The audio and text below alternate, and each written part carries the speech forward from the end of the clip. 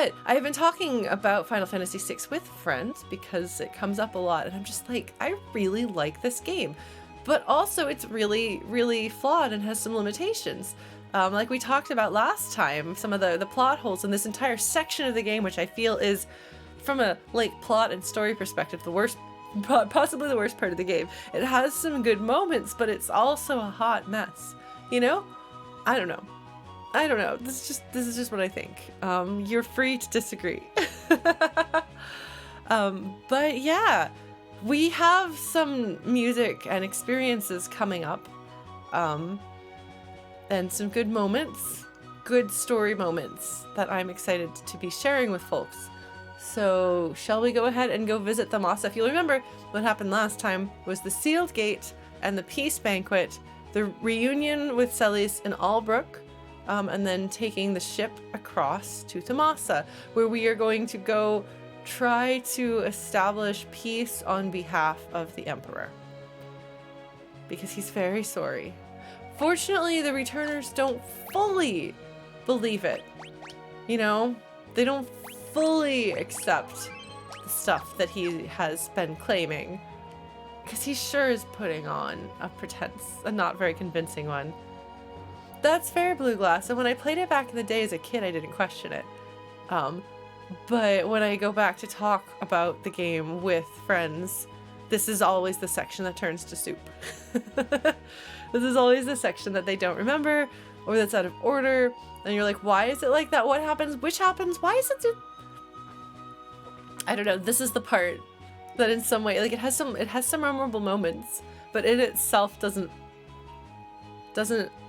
stick out in your head very well. If it were just me, that would be one thing, and I'd just be like, oh, well, my memory is terrible, clearly. But it's not. So it's, I would say, one of the weakest parts of the game. But let's go to Thamasa.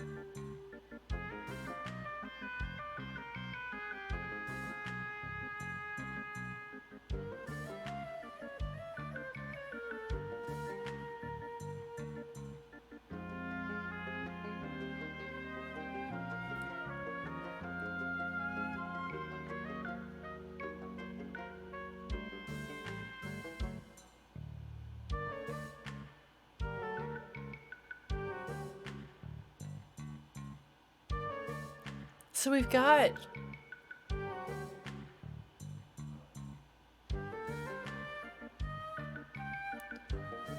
our good, like, distorted bass from Zozo. We've got a flute, but like low flute. Some crazy woodblock action happening. And is that like a Hammond organ?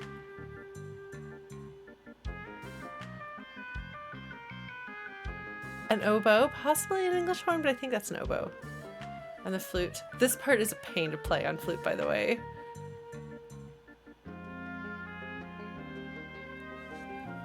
This interplay is really nice. I think it's mostly in the original, but they made, I think, maybe some small embellishments. There's also some interesting banjo that comes in during that section.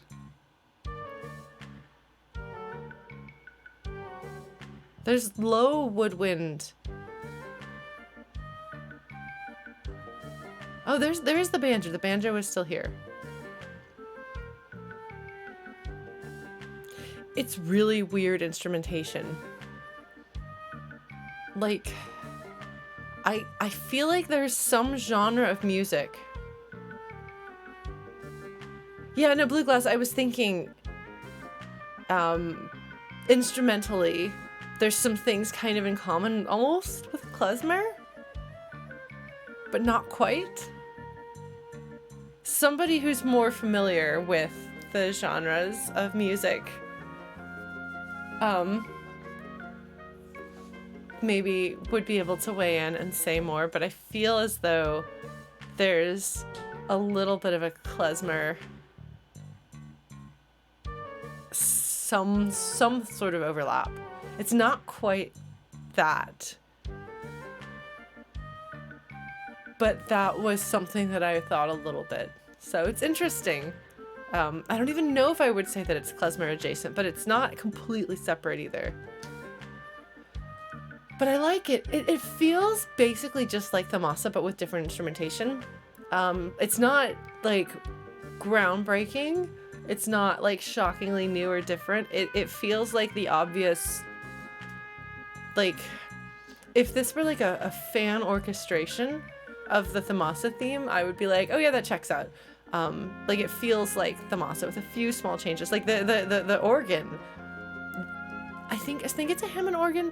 It's a very like rock-ish, but like really light sounding organ.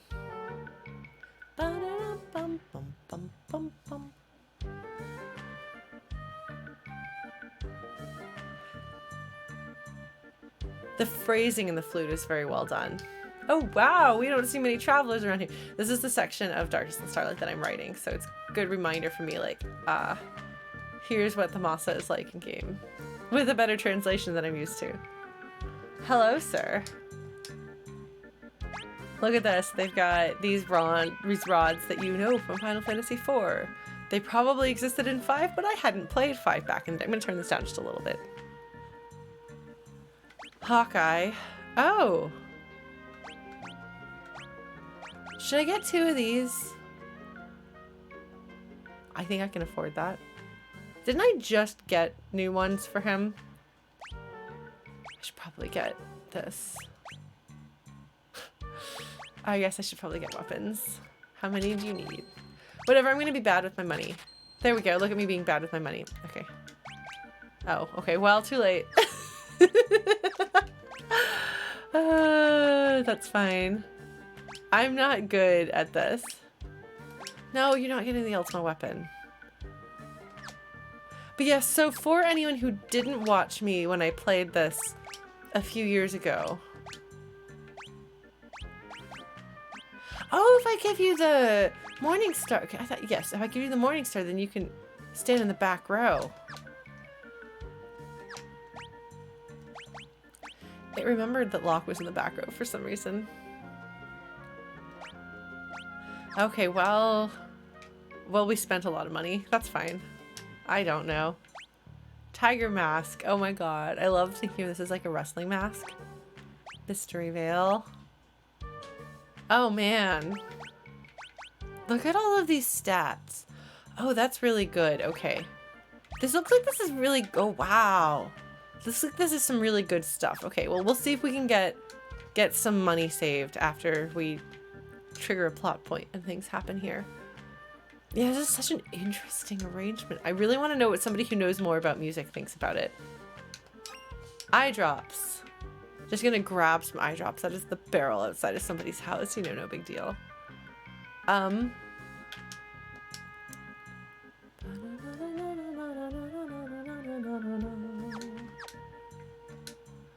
Oh man, if you want to hear, I can pull out my flute and butcher this. I should tell you. No, never mind. Yeah, because the item prices seem about equivalent. Ooh, ooh, ooh, ooh. No clock elixir. The clock's too high up in the wall. You can't get your booze from a clock up high. If you're drunk, you're gonna have trouble. What in the world are those?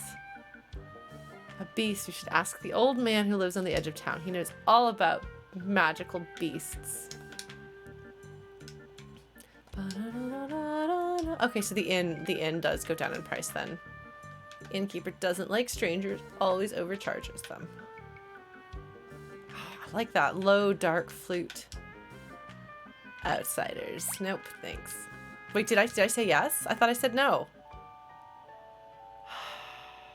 Do I load my save? that I said no. But I guess I didn't. That's fine. Who needs money anyway? Oh well. We just got ripped off by the innkeeper. They told us not to do this. You told me not to do this. I didn't mean to do this, but I cannot be trusted with controls. Where did that voice come from? Oh.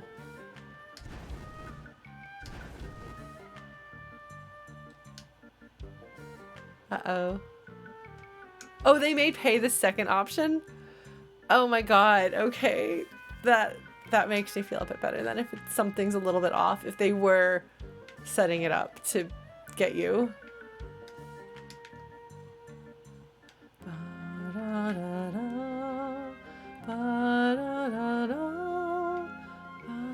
Apparently you need to read the choices. Apparently. Look. Do I look like I'm gonna read words?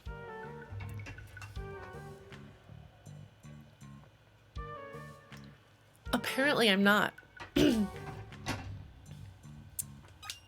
Gold needle. Excellent. I can pop the balloon. Welcome. Yeah, we're good. Could probably stand to get some more armor, though. The armor looks good. Yeah, so Thamasa is... Actually, now that I'm walking around here...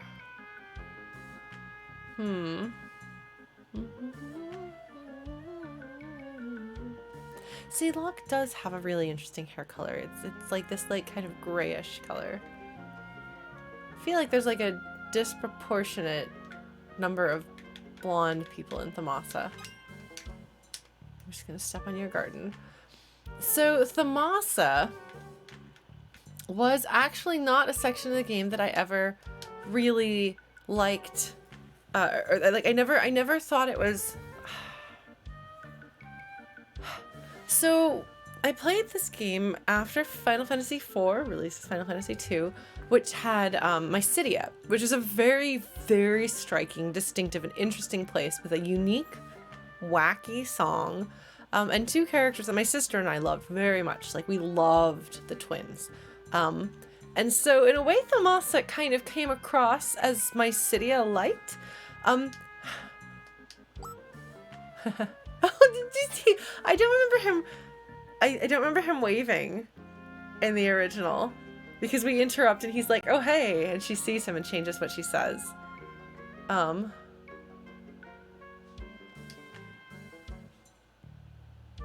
It's funny to have Locke just standing there waving like, "Hey."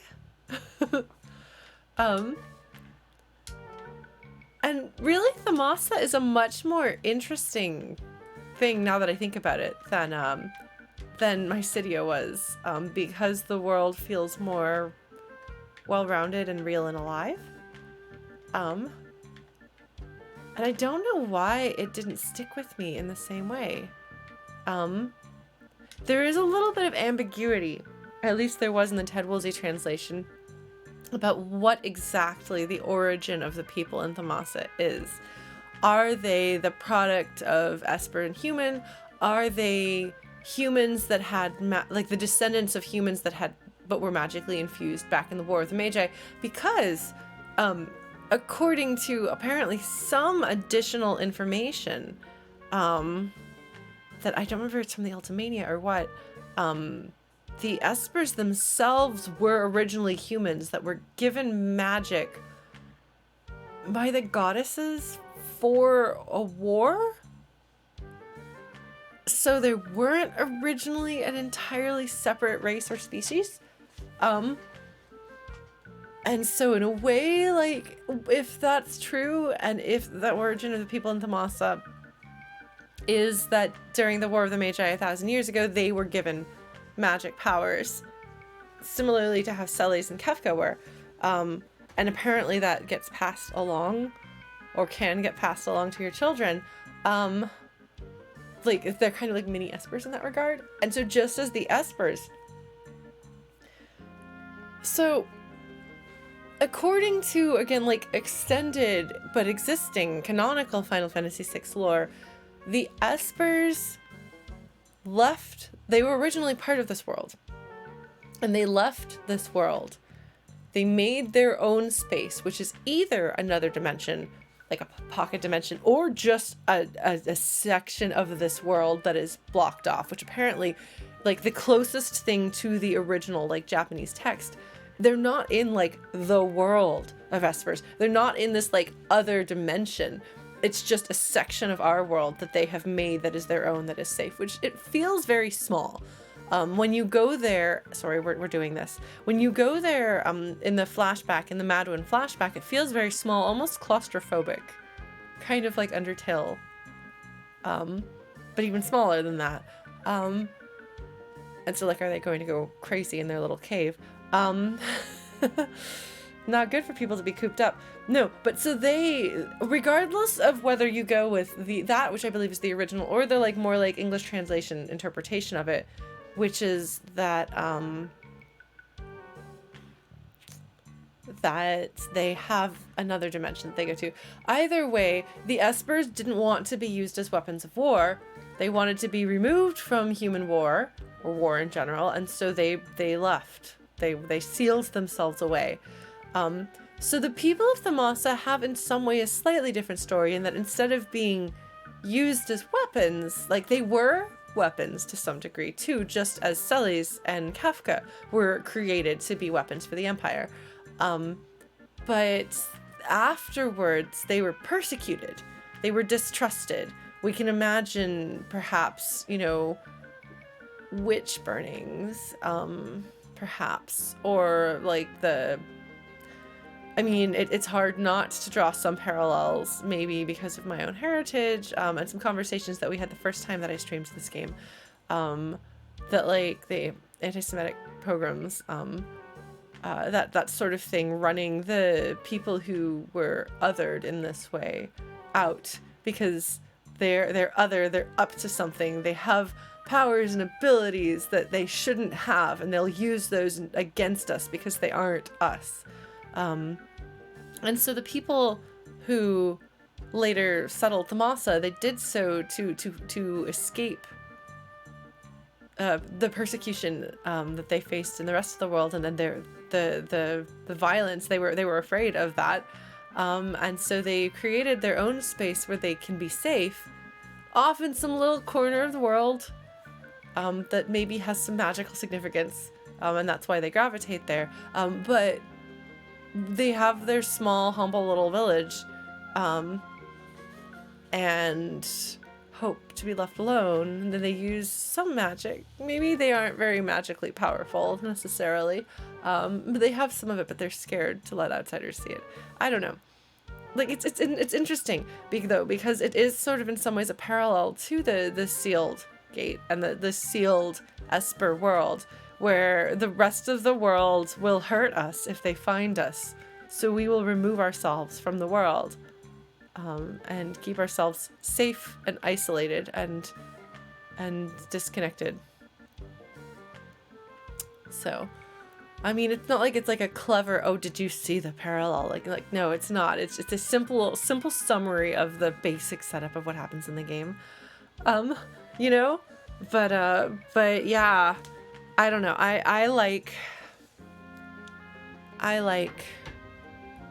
Final Fantasy VI, and I like this, even if I'm a little bit fuzzy on it, even if some of it is fuzzy in the game itself, you know?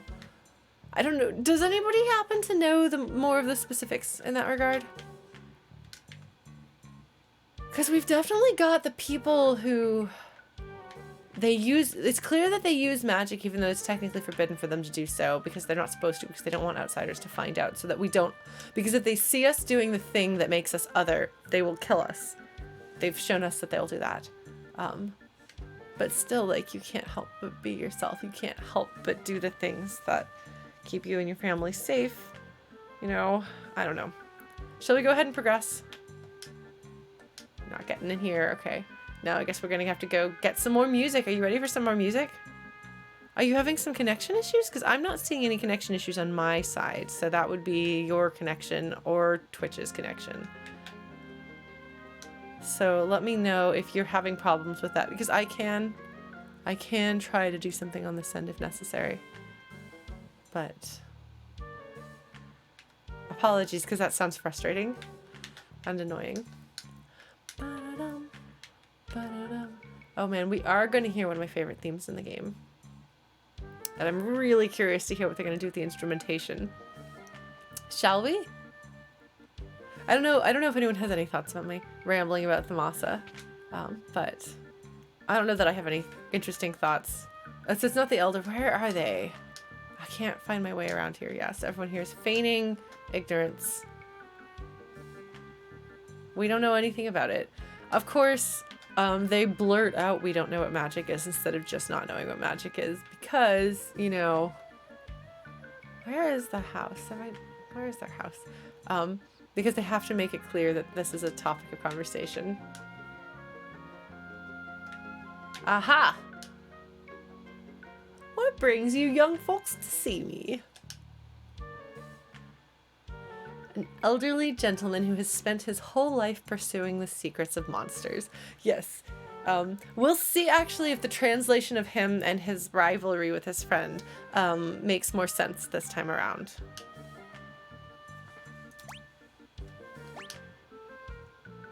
Because it's not super clear in the original Ted Woolsey translation. Espers. Haven't heard that word in years. You know about them. And Strago's like, wait, no, abort, said too much. Oh, Strago. So our little party huddles and we're like, something's up.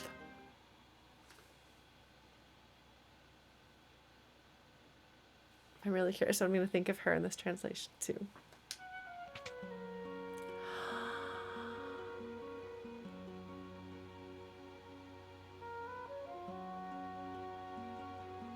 She's so cute.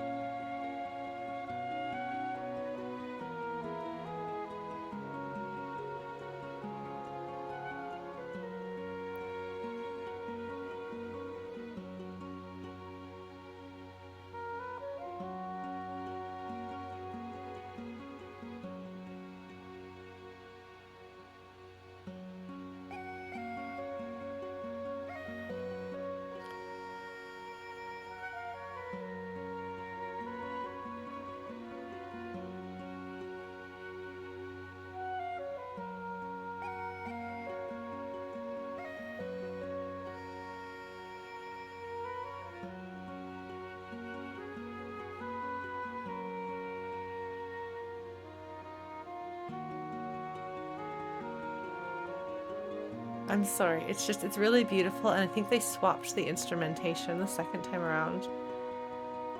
It's such a beautiful theme.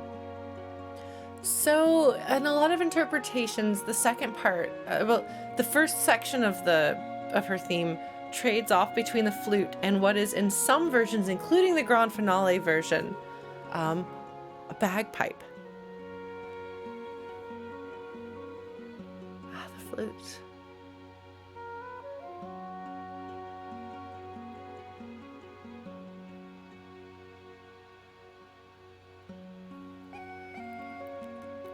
This is frequently interpreted as a bagpipe, and it's jarring in such a beautiful, soothing song. So what is this? Is this I don't know how to pronounce them. Pipes? The Julian pipes? How do you say that? How's that? You know? Is that what this is?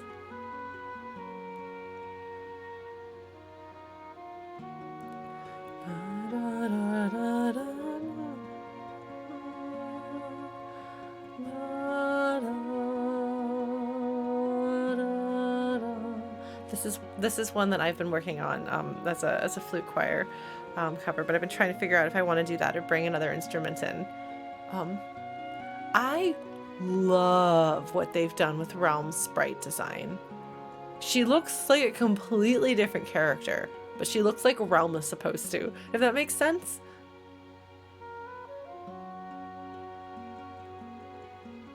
Like, I don't think she's pink.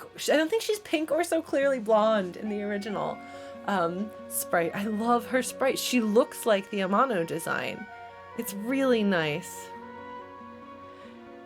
Yeah, well, the grand finale track is really nice, but the bagpipes are still kind of loud and annoying. It's a little bit jarring in it, because it's such a soothing song otherwise.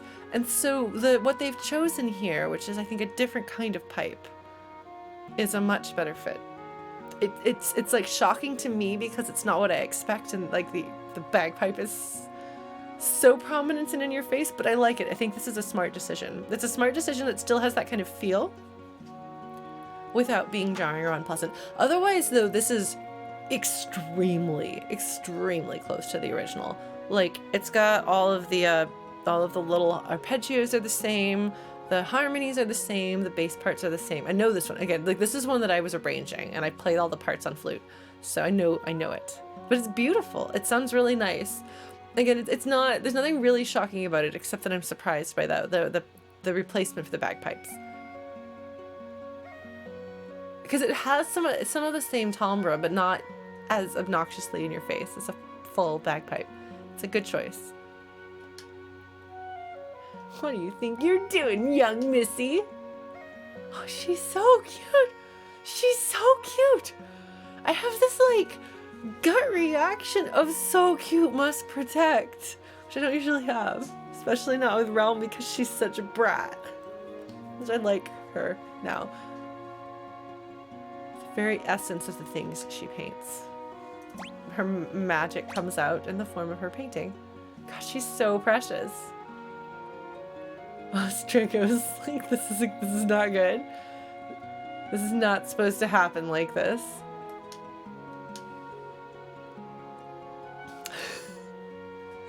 And this is something that I wish we could have gone into. You know, I want those of us who are familiar with this game and its characters and its story are like writhing in agony in a good way in this moment. It's not purple, it's more like of a magenta. There's still some pink in there. But like this moment is like the fact that she's like drawn to the dog, and we know, and there's no way for you to know if you're playing this game for the first time, but we know, and if you're replaying it, you know, and they knew when they wrote it that it's significant that she connects with Interceptor. It's significant that Shadow is here. There's so much drama and tragedy inherent in the presence of these characters here interacting. Has he ever seen her before? Like does he know? I mean, I think he saw her as a baby. Or did he leave before she was born?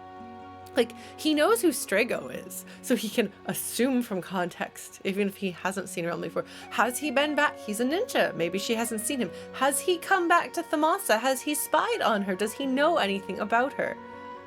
What is he thinking and feeling at this moment when his daughter, who he abandoned, is immediately drawn to his dog?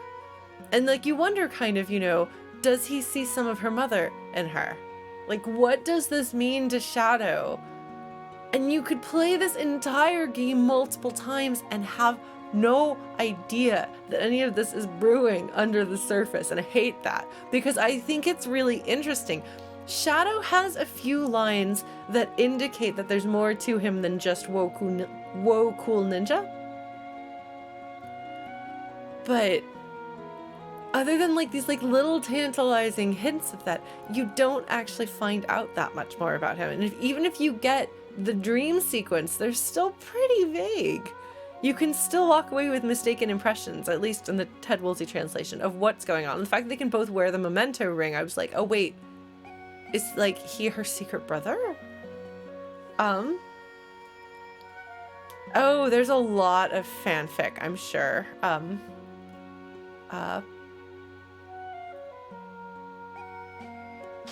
Because there's a lot of interest, and I would like to see, if we ever got Final Fantasy VI Remake, I would want to see Shadow's story actually in the game, instead of barely hinted at, because it is really interesting. And like, yes, these are like secondary, tertiary characters rather than our primary cast, but you don't have to do a ton. Just like a few more brushstrokes on the page, you know? You don't have to put as much time into him as you do into the main cast, like the main characters, to still have that emotional resonance. I don't know. God, she's so cute though. And like, he's cold. He's so cold to her.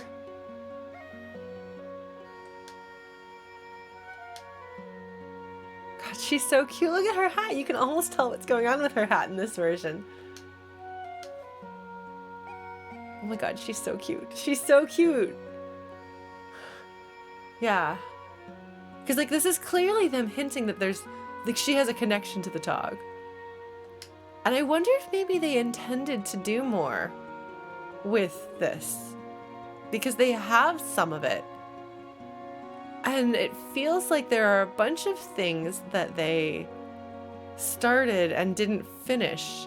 I wonder whether they originally intended to do more with Shadow, and so they've set it up a little bit. They put some of the hints.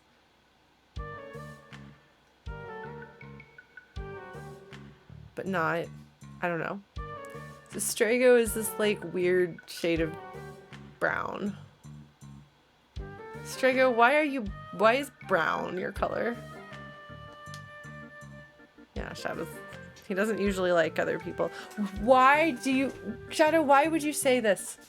Why would you say this if you know who she is? And you have to know, because you have to know Strago.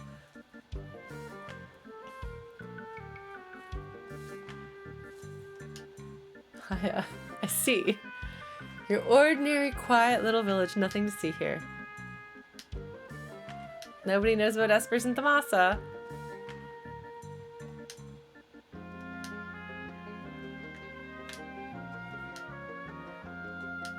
Everyone's very polite.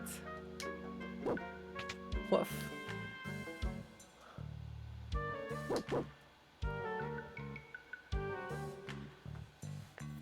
What could it be? What's the secret? What's going on? La, la, la, la. An amazing hunter. La, la, la, la, la, la.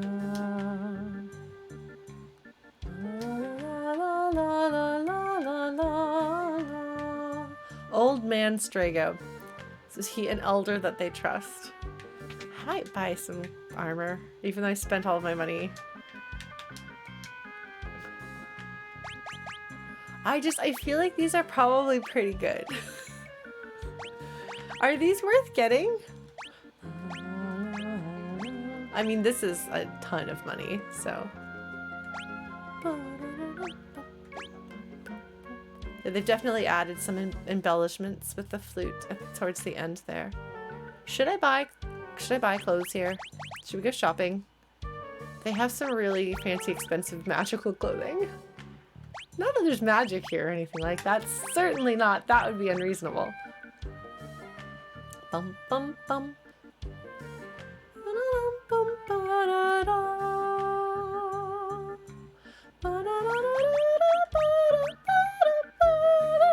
Sorry, I can't sing this. It's not a good range for me to sing it. Should I get clothes here? Should I deck out my party? Okay. All right, let's get some shops, some clothes then. Bum bum bum. All right, I might get 1 golden armor, maybe. Defense 55, magic defense 37 versus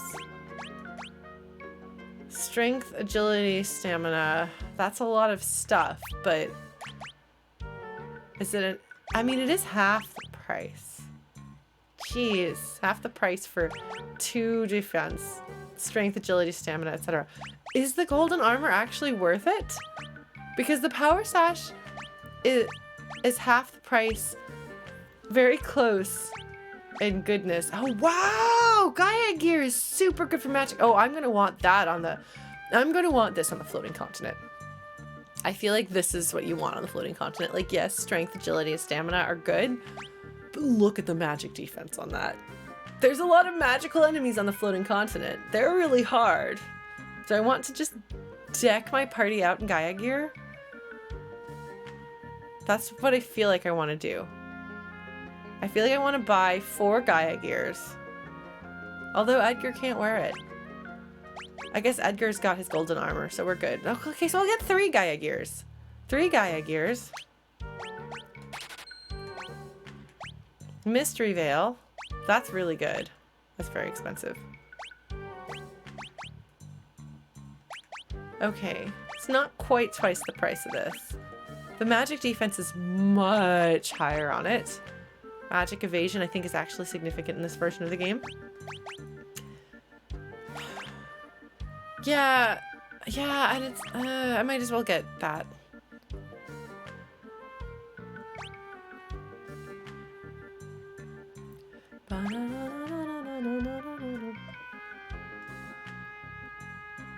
Yeah, I'm gonna get, can Celius use this too?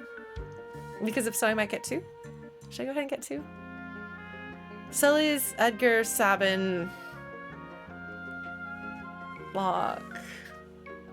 Tara's better though, but I just really like Locke. I'll get 1. It's a good reminder that I don't usually actually bring Tara with me because I bring my useless boy instead. He's just my favorite, okay? Okay.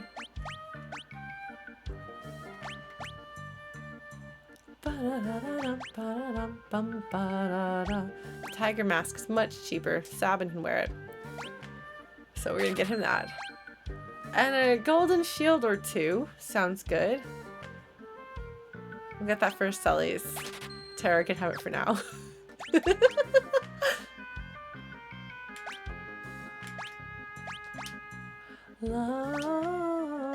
Oh, you have to... Oh, right. Okay.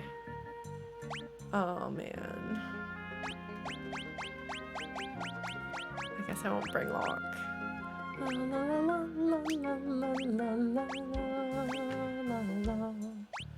Alright. There we go. Take my good gear. Because you're in the party right now. Oh, do you have any booze? No, no booze. Okay. We're good. We're good. But yeah, Silly's, Edgar, and Sabin are like the party, like the what do you mean business team? Hold on, we're gonna save. Sure, I spent all my money, but it doesn't matter. It's fine. What am I gonna do with it?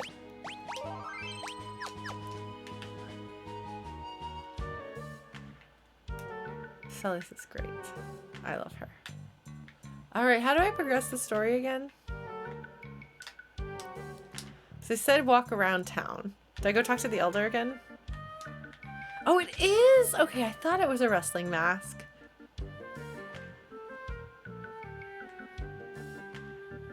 I thought it was a wrestling mask.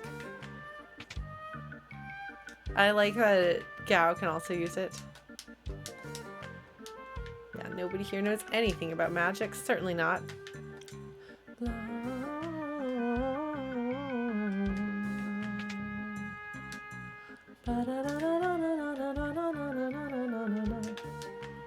Ah.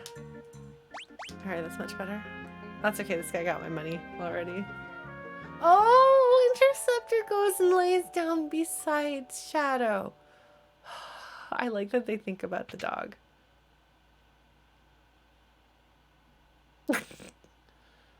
Push us out of the bed.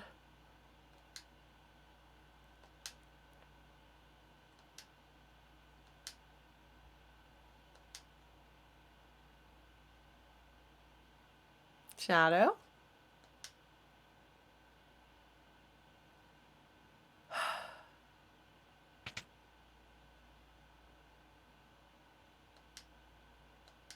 Where do you think? Like, he's such a bad dad that he has feelings about it. Like, it's good and interesting, and you know that something's up, and you don't know what that something is. Fire in the village! Fire in the village! Oh no, oh no. Oh my god, I'm jumping up and down. Fire in the village.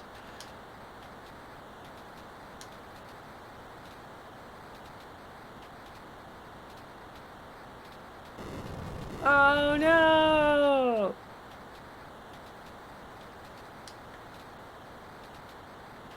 Yeah, the new effects are really nice. Flames be gone! Oh, it's really nice. The magic effect looks really good. We don't really see much magic not in combat. It looks really nice.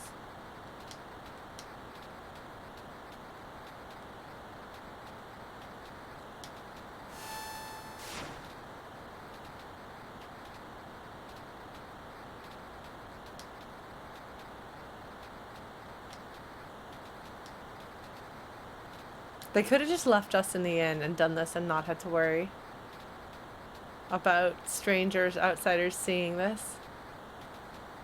The old lady has to come in and help too. Like, this is a cool moment where you have like the village unifying, coming together to save one of their own. You know?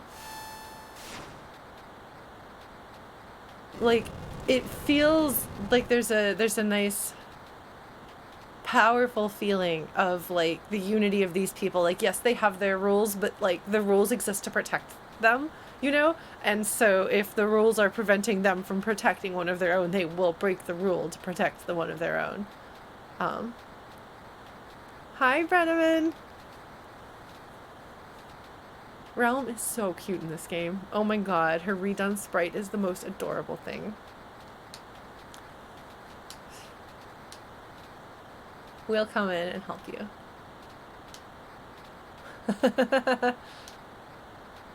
Only 70 is fit as a fiddle. Oh my god. I just realized my parents are Strago's age now. Oh no, I'm in the parent generation. The video game. I'm no longer even like the older end of party members. Oh, time segments, right? Right? Oh, good. Bombs. My favorite thing. Okay, hold on. Blizzard? Oh, it's not timed. Okay. This might be a bad idea. What have you got? Aqua Breath. That sounds good. Oops, please don't blow up on me. Wasn't it Aqua Rake in the original translation?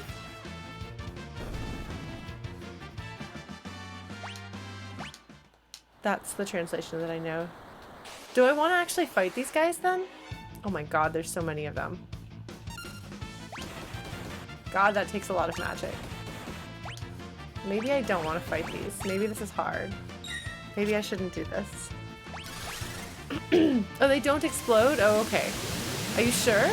Because I don't really want to discover that by accident. God, the Aqua Breath looks really cool. Okay, so he can just do that and it takes care of business. Excellent. Do I give him... Can I give him... Sure. Okay. Yeah, you can go ahead and start learning some cure.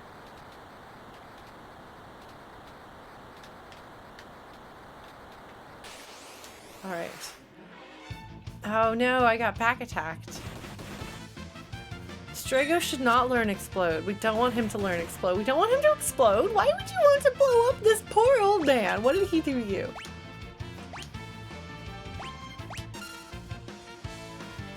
Oh my god, that did so much damage. That did so much damage, it's absurd. Oh, okay, these don't have tons of health. Alright. Alright, we're good. I would object to the old man exploding. I feel like that might be a bad idea. All right.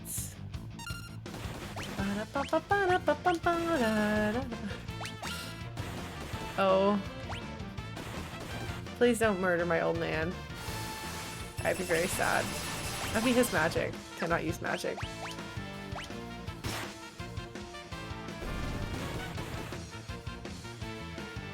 I should probably heal him. Maybe I'll do that after this.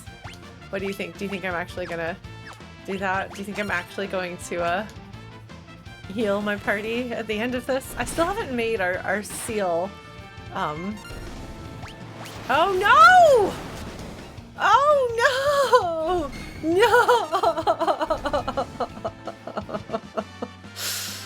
No! Okay, well. You'll be glad to know, Zulily, that Strago learned to explode.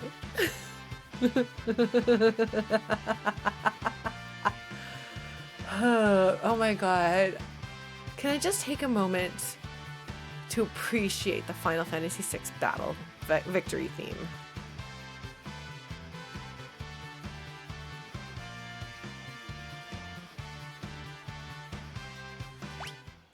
So good. No, he got it. He got it. It did say he learned it. So. Alright, Locke. You're going to cure the party. Whee! You should probably get better at magic. Yes.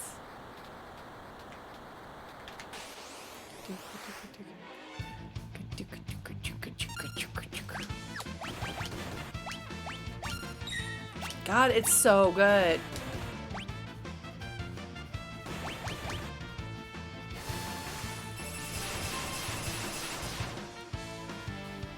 So good. Oh my god, the battle theme is so good. So good. It's so good. Do you know how good it is? Do you understand how good it is?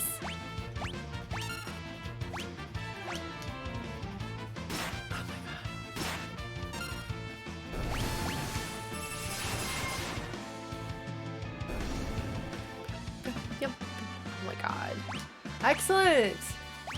Excellent! Well done, party! Yeah. Okay. Locke, you're gonna cure the party again.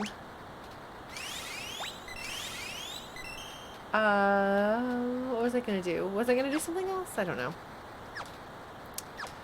I don't know if Final Fantasy VI's battle music is the best battle of the entire franchise, because battle music, I really like battle music. Like, I like tragic, beautiful themes and battle music. Like, those are like the two categories of music that I'm most likely to like in a video game soundtrack.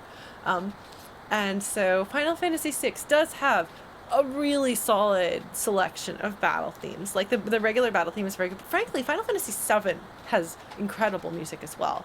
As far as, like, just, like, the regular, ordinary battle, like, default battle theme is really good. Also, Final Fantasy Mystic Quest is incredible. Final Fantasy Mystic Quest has some of the best battle themes in the franchise. I like 4. I like 4's music, but I'm gonna go back to Madwyn. Give her Thundara.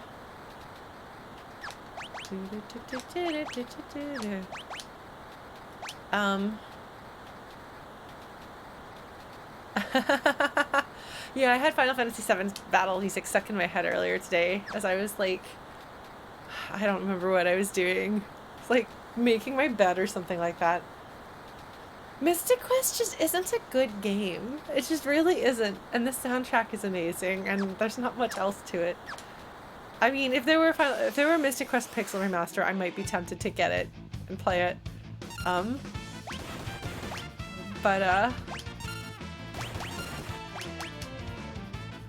I would mostly just want the soundtrack. Let's be real. Blam! Blam! Wow, that's good. Wow. Okay. Oh my god, the music is so good. Well, the decision to have strings and specifically this trumpet is really interesting. Like, the use of brass in this soundtrack is really interesting.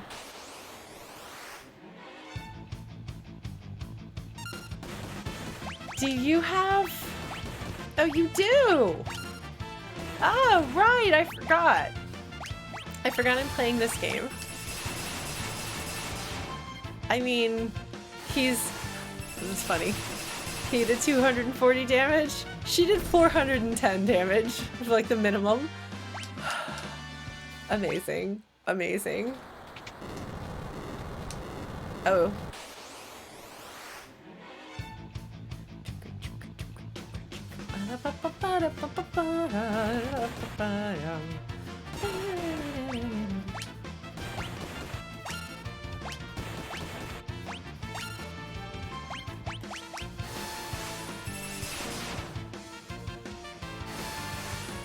Oh, I couldn't remember if there was something through this door. Like, I hope it is apparent at this point that I guess I could have just attacked and I would have taken care of it, but whatever, that's fine. It's all good. Oh, Locke is really low on health. I should keep him from dying. Alright, Locke. You're not good at magic, but you're gonna do it. Wait, can I go through? Is there anything through this door? Like, is there anything through the door? Or will I just have to fight monsters again? Still not enterable? Okay. Alright. We'll keep going.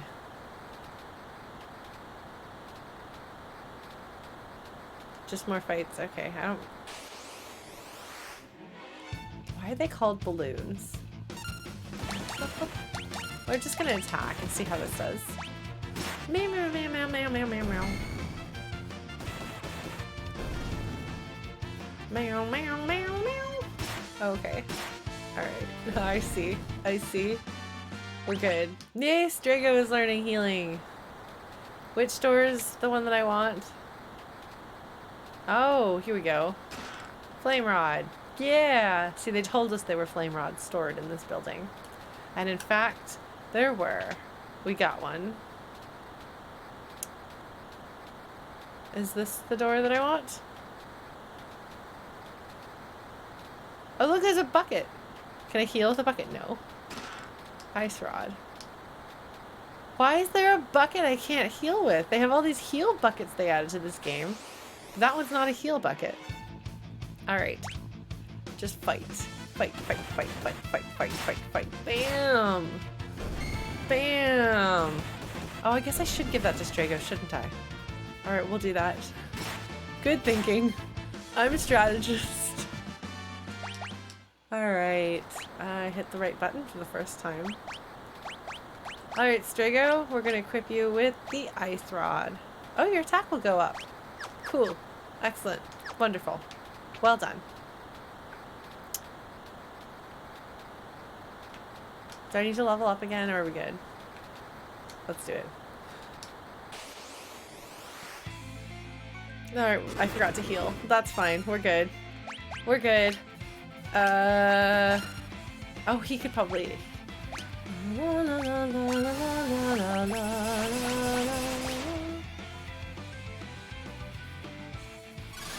We're gonna just take care of the... This should get rid of the bombs.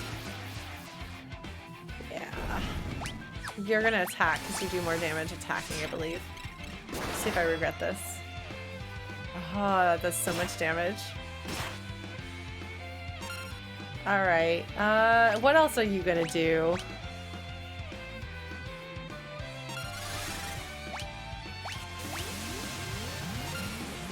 It's eating the fire. It started the fire, now it's eating it. Oh no, you summoned friends! Well, that's fine, I got them. You all got vaporized. Oh no! You hurt my party member! You're going to cure Terra.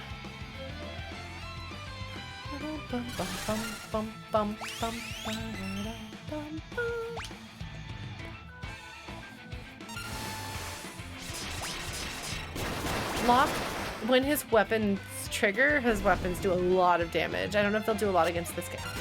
Look, I was just talking you up, my boy. Huh. That's fine.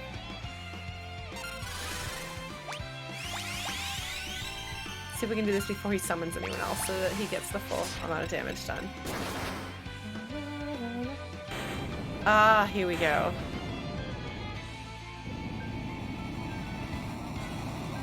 God, it's such a good song. It's so good. And the violin is like an interesting choice. Like again, like featuring trumpet on the regular battle theme and featuring the violin on the boss battle theme. Like it's not what I would have necessarily expected, but it works.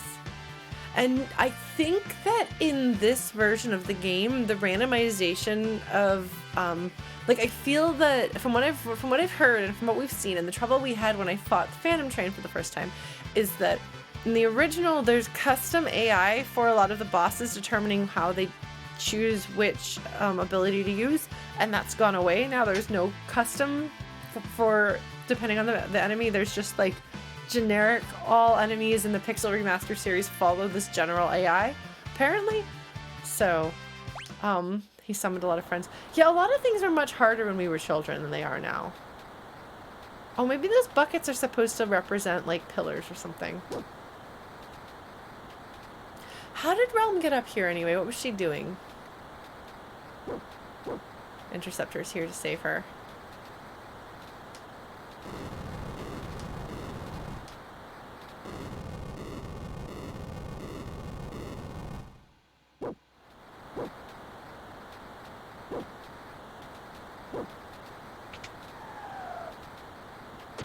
Like, it really feels like they're setting up there's some significance about the fact that Shadow is the way he is here, you know?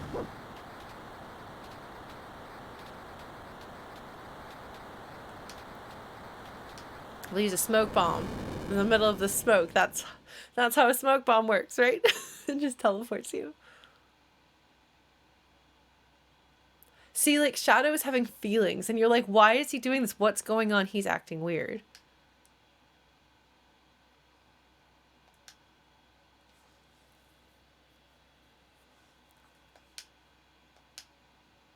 She is a good girl. She's just also a little bit of a brat.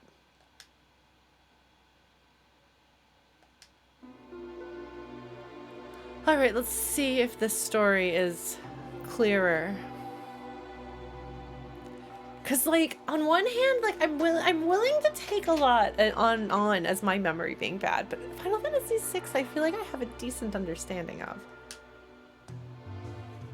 Okay. Oh, they used Magicite to acquire magical powers, as we're doing now. So the War of the Magi, the Espers were still in the regular world with the rest of the humans. And I guess when they died, maybe they turned themselves into Magicite for some reason.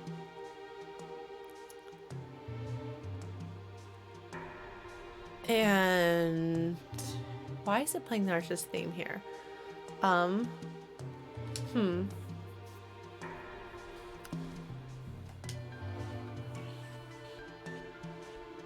Okay, yeah, so the War of the Magi happened. Okay, so those things were together. The Espers fled to a new world, which I think in the Japanese version is not technically a new world. I think it's supposed to be a section of our world, but I'm not sure.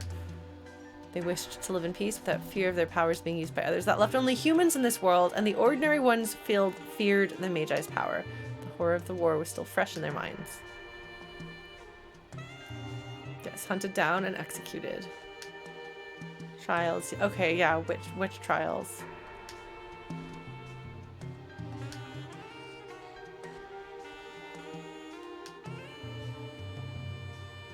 Some form or another, such as Relm's painting, which feels more like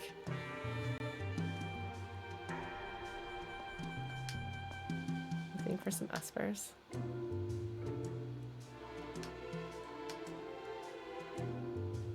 Relm's really excited about this.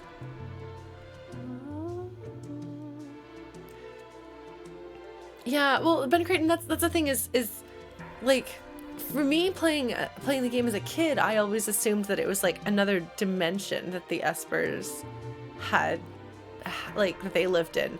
But I think it's supposed to be a section of our world that's sealed off in this cave. Yeah, maybe Setzer has Thamasan ancestry, or if not necessarily Thamasa, like maybe some other, like, I don't know. You could say that there are people who maybe have some predisposition towards something, because of a tiny bit of Magi ancestry. Fuddy-duddy. I'm pretty sure that that's what she calls him in the original translation here. It's a great term. It's very outdated, but funny. Yeah, no, it would make sense that there are other Magi that, and that over time, like, you know, they would have, like, you know, intermarried and kind of blended into the rest of wherever else they lived. But it could explain, like, if there are, like, sort of semi-magical abilities that people have. If they're, like, supernaturally good at something. Maybe. I don't know. Hiding in the mountains to the west. Those mountains are teeming with magical energy. A sacred place to the Espers. Magic drew them there after they went berserk. Tara's like, oh, I remember when I went berserk. And then magic called to me. Maybe that's the case. They just need to be under the caretaking of Ramu. Yeah, no, Blue Glass, I think that could make sense. Because Magicite, as we've seen, Magicite has to be freely given. I think. Well, no, does Kefka turns them into Magicite? Never mind, no. Is it ever clear on what exactly the process is by which they become Magicite?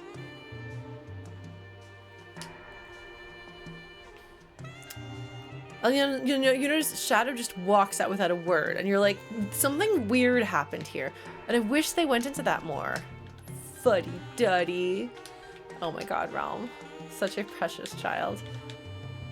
Such an obnoxious brat. I went through a period where I liked Relm because I was an obnoxious little kid. And then I didn't like Relm anymore because I was a serious young adult and she's an obnoxious bratty child. And now we're back to me finding her as a bratty child charming.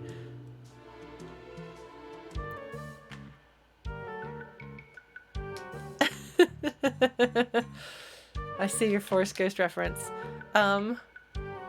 Well, so does that mean that when in the Magicite research facility, they would, when they finished with the Espers, they would throw their dead bodies, like they would throw them down into the pit. So I guess the Magicite would just be there and they wouldn't know about it. They didn't know that you want to keep the body of the Esper. Like, oh, we've drained the magic. We can't get any more out of this one, so we'll get rid of it. Oh my gosh. I do like this arrangement.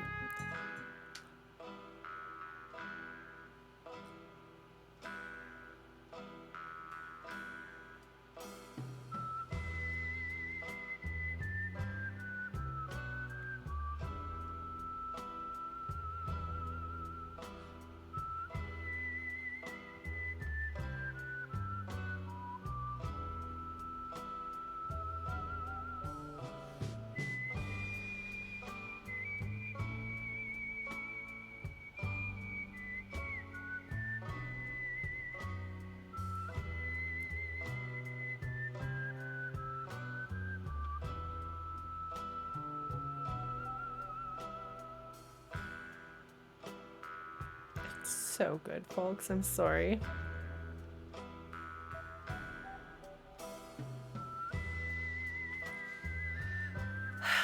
Even knowing the harmony is coming, I still get excited when it happens.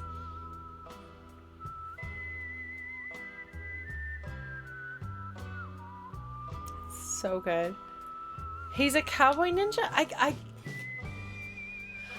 guess, yeah, like, emotionally speaking, I feel like Shadow has, like, story-wise, like, I don't know ninja archetype story bits quite, I don't know, but he does kind of have the, like, lone gunslinger feel more than a ninja. Looks like it's gonna make sense that he's got his spaghetti western theme, which is a very weird choice for a ninja.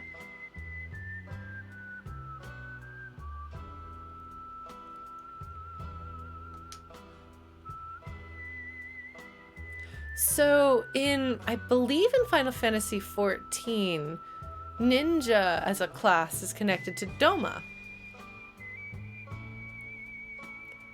And so for me, how did Shadow, who as Clyde is a train robber and a just local good for nothing, how does he become a ninja? How does he fall into that? I'll search for the Espers my own way. He's like, I'm having feelings. I can't be around the father of my baby mama, who I left, who I abandoned. Oh, speaking of, I really, really like what having an unlimited color palette lets them do with the sprites.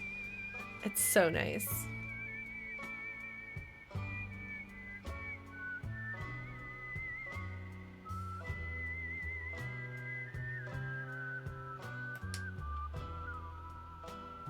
Anyway, I just think there's some potential story-wise there that doesn't get gone into. There's a lot of potential story-wise that doesn't get gone into with Shadow, and I'm sorry that they don't do more. Okay, we'll go stay at the inn.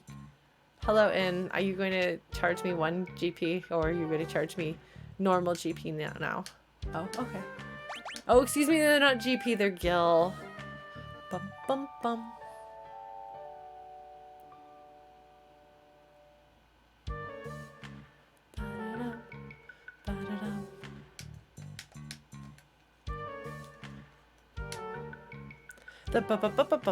I've heard in like other like 90s anime soundtracks.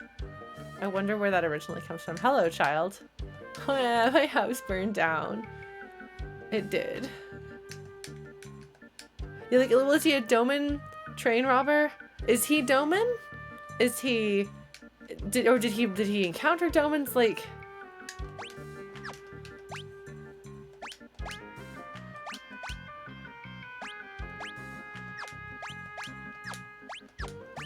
oh, I should maybe have put actual gear on Strago for that section. Yes, Doma has a railway. That's true.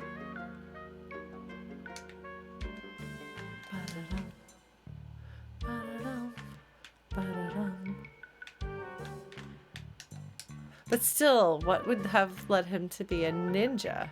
A phantom train robber stealing from ghosts.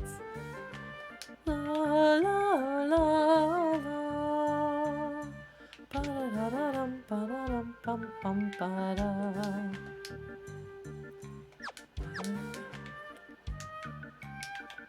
The organ is really interesting. Oh, Relm isn't really Strago's grandchild. I heard she's a friend's daughter. That's only a rumor, though.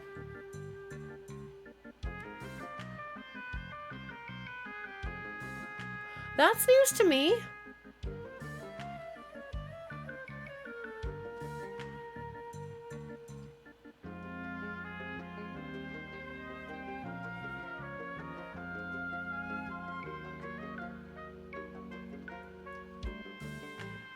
Because, I mean, Strago has a friend who's also an old man like him, who would not be Strago's. So then the question, okay, so there's the possibility. Okay, sorry, I don't remember this. This is news to me. If anybody is more familiar with the various levels of Final Fantasy VI translation than I am, and provide context as to whether we received an inaccurate translation of this line before, and if this is actually true, because it's possible. Maybe we'll have to try to get Shadow's Dreams this time around. They're hard to predict though, so I don't usually go for them. Cause like it could be that yeah, like, you know, it is possible. Did Strago know Clyde? I don't remember what we know of Shadow's backstory from his dreams. I don't remember all of the details.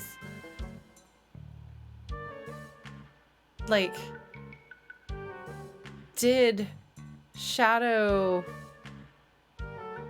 Because I just assumed that Shadow showed up and romanced...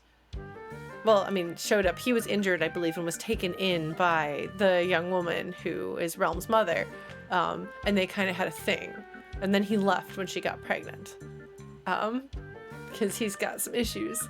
But I thought that was Strago's daughter.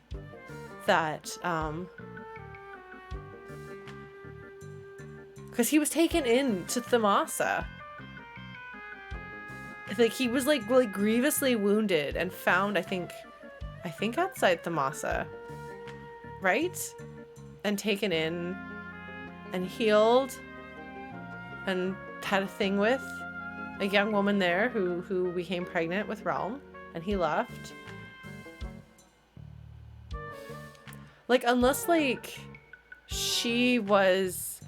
Like, it's possible that Relm's mom, for example, was kicked out of her own house and her own family for having a thing with an outsider, since they're not very keen on outsiders here in Thamasa. And so Strago took her in and was like, well, you're my daughter now, and your child is my granddaughter. I don't care that she's illegitimate. I don't care that you had a fling and the guy left. I don't care that he's an outsider. Because that's what this line tells me. Because it's a small town, and people in small towns they know everybody's business. Like, everybody in a small town knows everybody else's business in a small town. Which in some way, in some towns, in some circumstances, can mean that everybody gets taken care of because people know when something's up and they'll, like, find a way to help each other out. But it can also mean that, like, I feel like that's a very plausible scenario. In a situation where having a child out of wedlock maybe isn't cool, and having a child with an outsider who you weren't supposed to take in the first place, like, that's not cool. And the guy left, so, like, you're not our child, you're not our daughter anymore. Like, you're disowned. And so she goes crying to, like, a family friend, and he's like, you know, come in and I'll take care of you. I'll take care of you through your pregnancy. Make sure you get the care you need, and you're my daughter now, and your child is my grandchild. That if this line is true, that would be, I think, the scenario that would have to refer to. Because Strago, like I said, Strago only has one friend that we know of, and he's an old man. So that's not relevant. Unless Strago and Clyde were friends, which I don't think there's anything to indicate that. I don't know. Because his dreams are not very conclusive. Alright, well, that's interesting.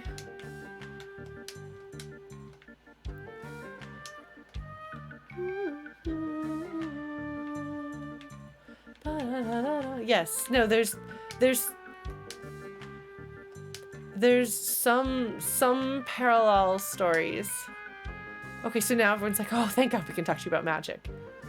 Blue Mage, a master of what's known as lore magic. He can memorize spells that he sees monsters use. He can't very well learn the spell if he's asleep or confused when the monster casts it. Well, that's good to know. That makes good sense, too. Oh, hold on.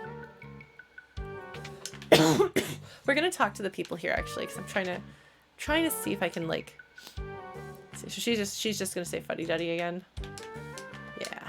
Okay. I had to check. I gotta talk to the elder. Yes, sunglasses prevent you from learning. You're too cool to learn.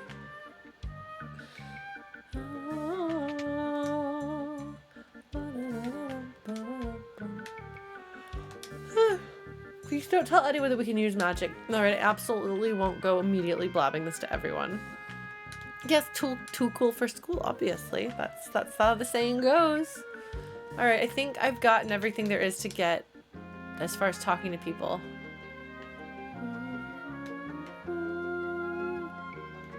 They have embellished that a bit.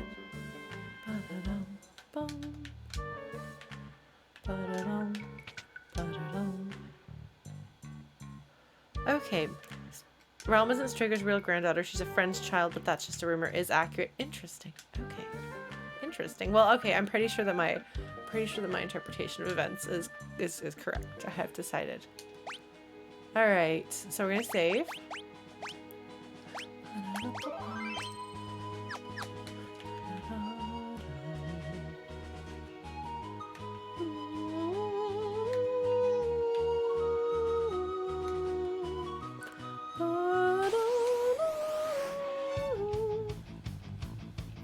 Oh no! Chimera, please don't murder me. Alright.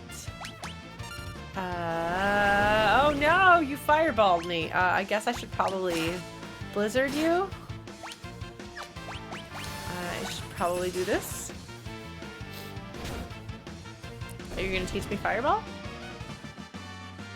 I have no idea how Strago works. I've never used him voluntarily.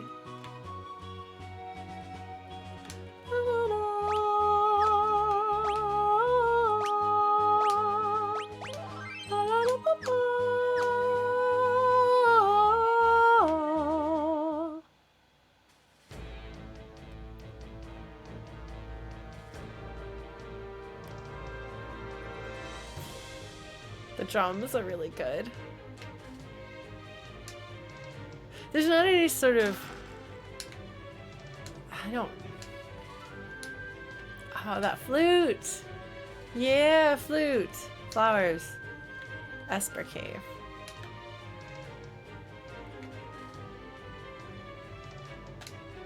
Wait, there's another path through here. Oh, this is the way I'm supposed to go because she's here. Darn it.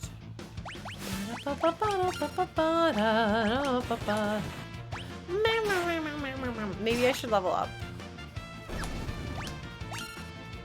Meow, meow, meow, meow.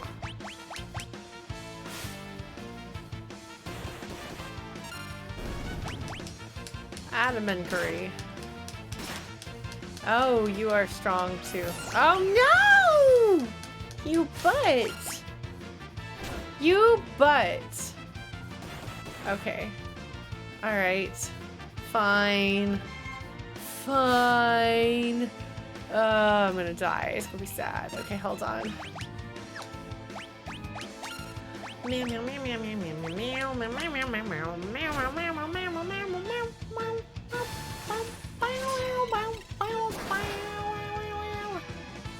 Okay.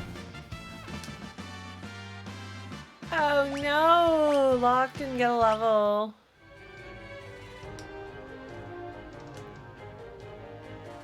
What else does he start with? I don't remember where I'm going with this. I feel like maybe I should summon up a map, unless somebody wants to tell me where to go.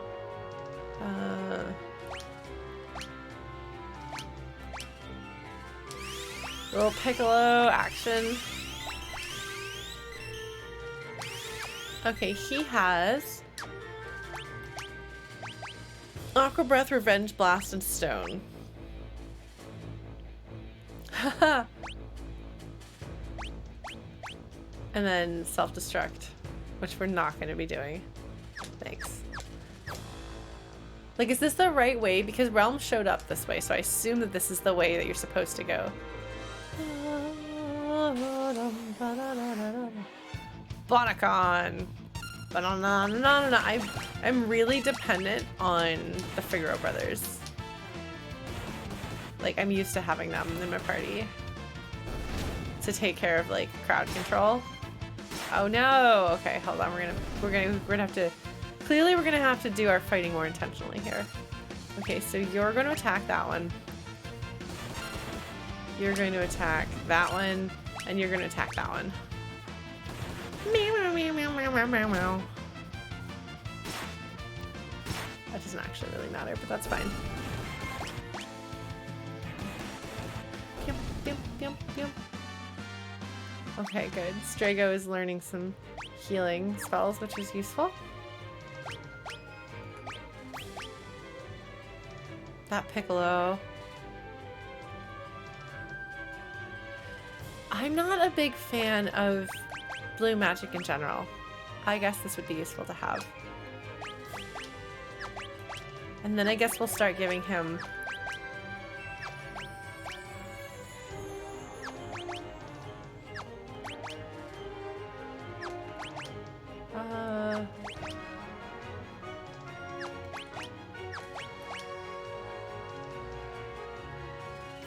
I guess we can give him Bismarck after that. Oh my god, the piccolo and the flute!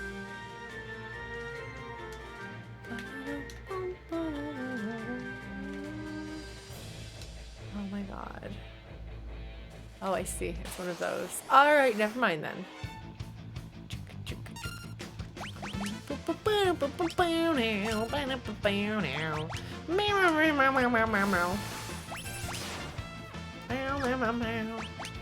Meow, meow, meow, meow.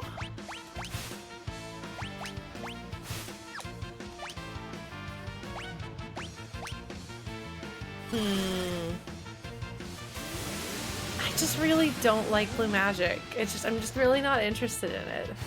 For better or for worse. Will you go away, bad guy? Will you go away if I hit you? No. Yes. Good. Okay. Yay! Locke got his level finally! He got more strength. I'm a strong Locke. He's not. He's not. I love this boy, but he's not. Strength is not his strength. Ah, I want that treasure chest.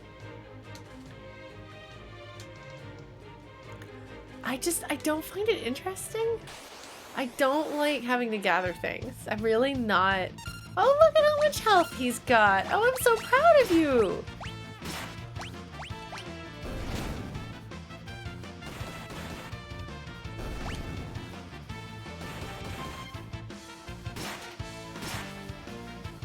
Oh, Grand Train. Oh, I've heard people talk about Grand Train being really good. I know that's the thing. All right. Oh, I should heal Strago, shouldn't I? Whoops.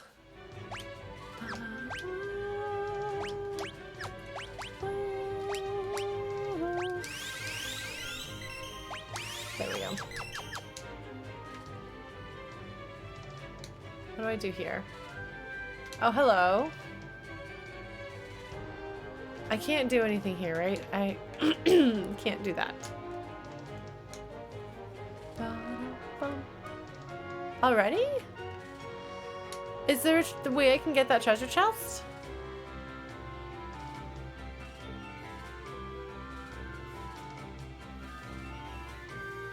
I see in Final Fantasy IX, the blue magic user is the worst part of the game, as far as I'm concerned, so I never used them.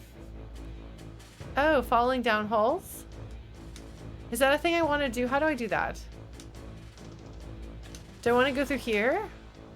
Because the statues, that's the thing that triggers the story section, right? Obviously my memory is failing me. I don't remember, so please guide me. I'm sorry. We're here having... Oh, after the fight. Okay. All right. Shall we do this? I don't even know if I remember exactly what happens here. And I know that this is interesting stuff, but... Okay. Statues of the Warring Triad. Yes, these are absolutely the statues.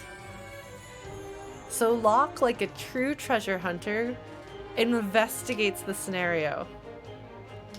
It's the Warring Triad. The legendary gods who created the power we know as magic. The gods of magic.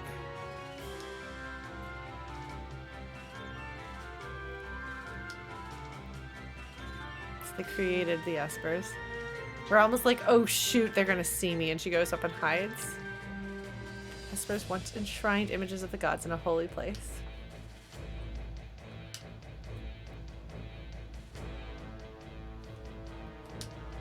They tired of fighting and turned themselves to stone.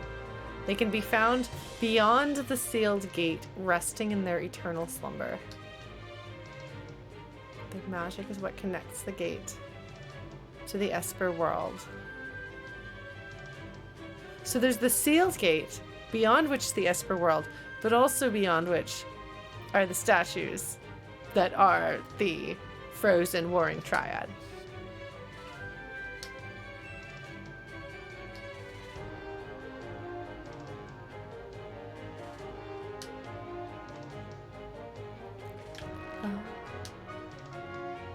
In reverence toward the gods were these statues made, and in prayer that their power would never again be stirred. Let them serve as a warning to future generations of the three gods who once descended from the heavens. The dawn of magic. Three gods descended from the heavens. Fearing one another's power, the gods began to war.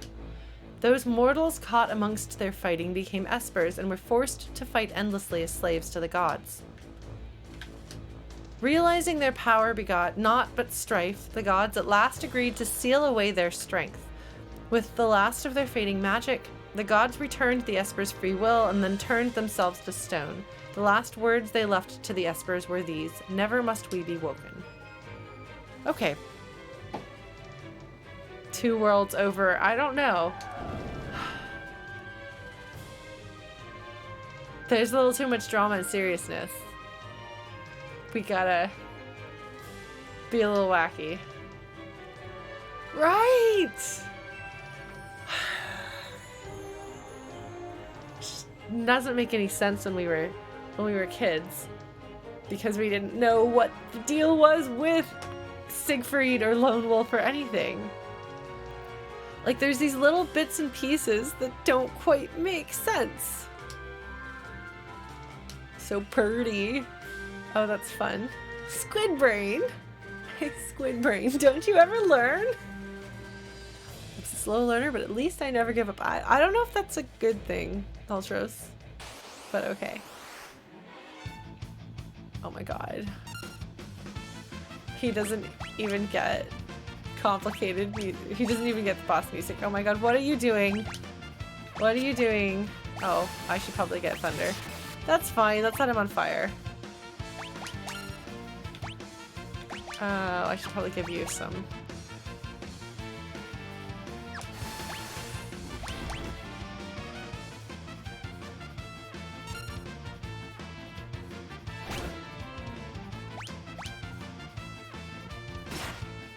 Oh my god, Ultros shows up and becomes the main villain. That would be pretty amazing. Yeah, I don't have any thunder. Oops! I forgot to give her thunder.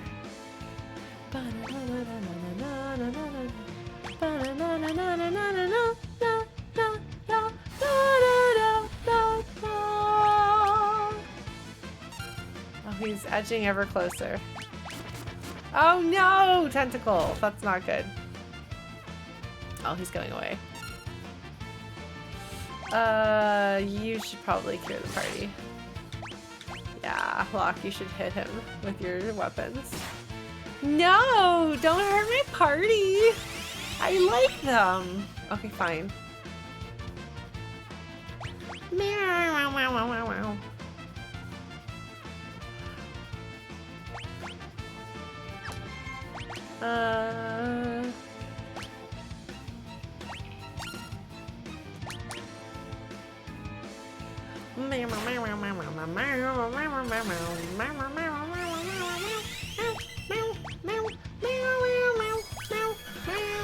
No, you're not gonna cast fire on the party, Tara.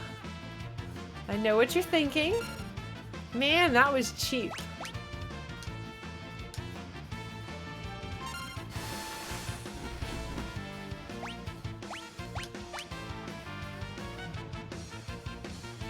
World of Octopus. Amazing.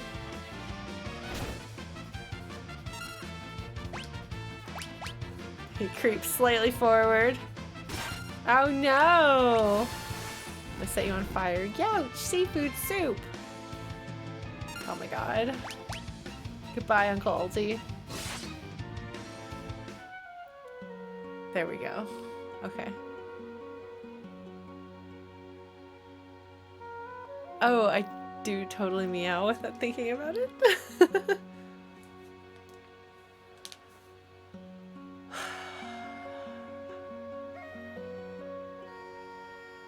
Such a good choice instrumentally. Relm, what are you doing here, child?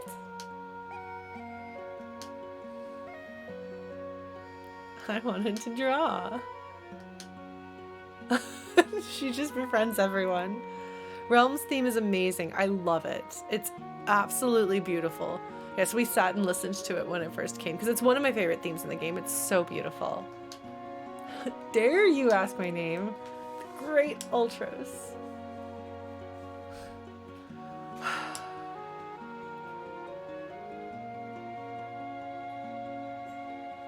Pint-sized virtuoso and an egotistical octopus don't even want to know what's next. Ulti. Oh my god. It's so beautiful. It's so beautiful.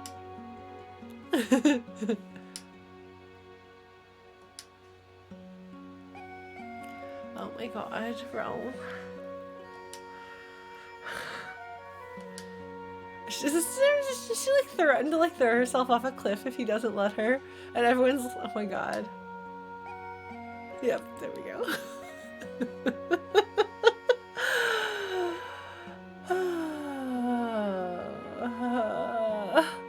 Yeah, I don't know that Locke is necessarily breaking the fourth wall, but I guess he is. I guess it's kind of like a like he is addressing the audience. He is like he's not talking to anyone else. So yes, he is literally breaking the fourth wall, talking to the audience directly because this is a performance for us. Relm she's throwing a temper tantrum. Terra takes it seriously. And Relm's like, no. There's a whole thing going on. I'm pretending. Terra's like, oh.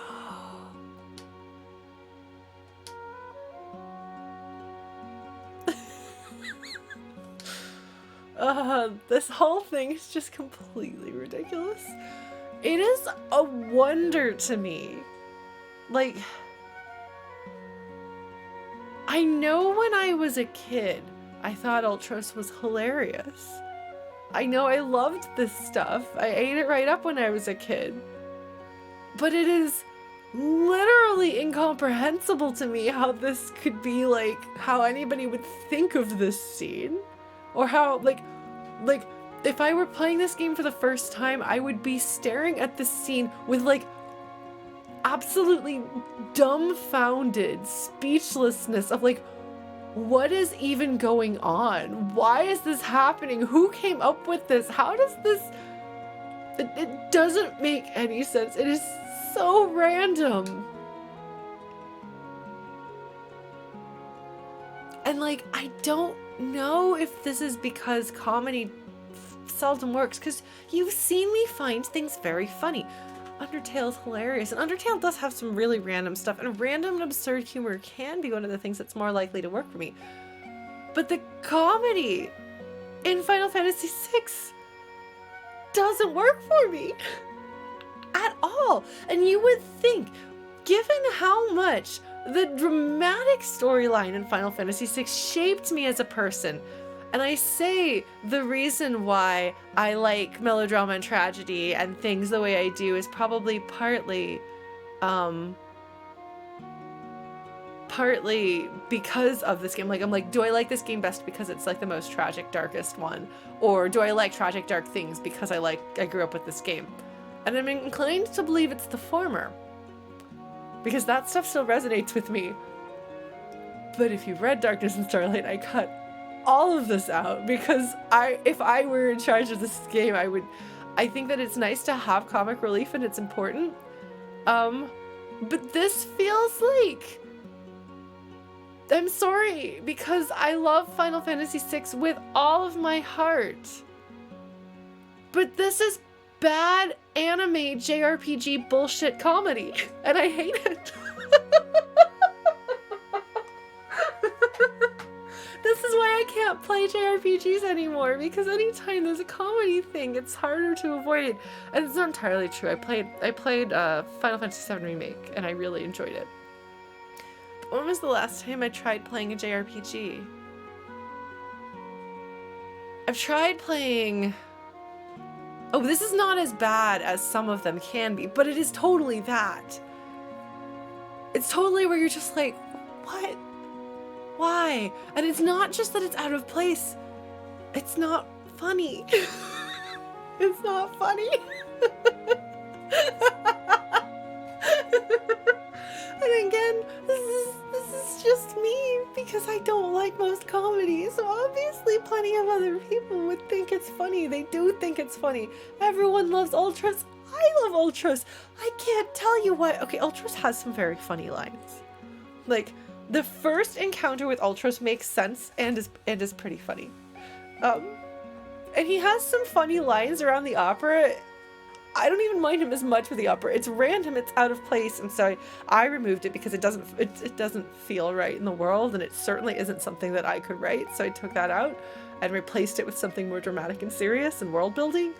But this makes literally no sense, comes out of nowhere, and makes me think of things that I wrote as a kid trying to be funny that I look back at with absolute confusion, just as I look at this with confusion. I'm so sorry. Like, this stream is largely, like, the whole, like, Lauren plays the Pixel Remaster has mostly been me talking about how much I love it. And then I had some complaints about this section of the story. But I'm just gonna straight up say I just don't like the humor in Final Fantasy VI. I don't think I do. Sometimes it works, but I just don't think I do. It just completely fails to resonate with me on any level. Because, like, this is my favorite game of all time. It's shaped who I am as a person. Like, I'm pouring my heart and soul into Darkness and Starlight. And I named my band The Returners, and I create so much that is inspired by this game. I love it dearly. It is very, very important to me. So you would think nostalgia tinted glasses, you would think I would have those. And I figure you don't mind that this is the moment that we're pausing on here because we get to just listen to Relm's theme, which is fantastic, and I love it very much. But wow. I don't even think it's that I outgrew it, because I don't know that it's a matter of, like, maturity or age or anything. There was briefly a period in my life that I liked comedy stuff. I liked the, like, animal sidekicks. In, like, Disney movies and stuff. And that was probably around the time that I first encountered this game. So I guess I liked Ultros then. Like I said, like, no, he does have really good lines, and there are some really, like, Kefka's hilarious in a really dark way. Kefka's very, very funny. There's a lot of lines that are very funny. But I don't like the anime tonal shifts very much. And this game does have some of that. But I don't know. Maybe it's because they didn't complete the like, Team Rocket style thief thing. I never noticed when I was a kid. Like, I never thought about the fact that Ultros references Gilgamesh. Gilgamesh has shown up inexplicably. And also there's Lone Wolf. I don't know. Yeah, Locke's like, I can't pretend. Cause, like, why are we bullying the octopus? Like, first of all, why is the octopus here? And then why are we bullying the octopus to let the little girl draw his picture so she doesn't threaten to throw herself off a cliff?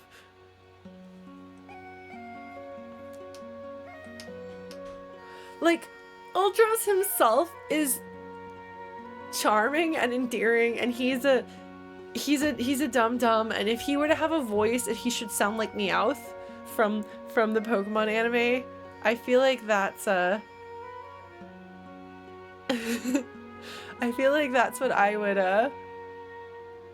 picture him sounding like. Yes, he should, right? It's very much that's his sound. The thing is, I like Ultros. Ultros is funny, but I don't like the random comic scenes that happen with the tonal shifts and things.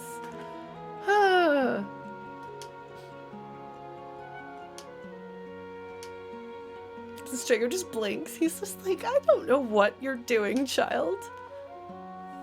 Alright, so the sketch glitch is not in this version of the game, right? Oh, please don't murder me. Alright. Let's just cure the party, even though it's mostly just that Locke is gonna die if we're not careful. Alright, Locke, you should cure yourself, friend. Alright. Oh no, you hit the little girl, how could you? Alright, let's let this happen.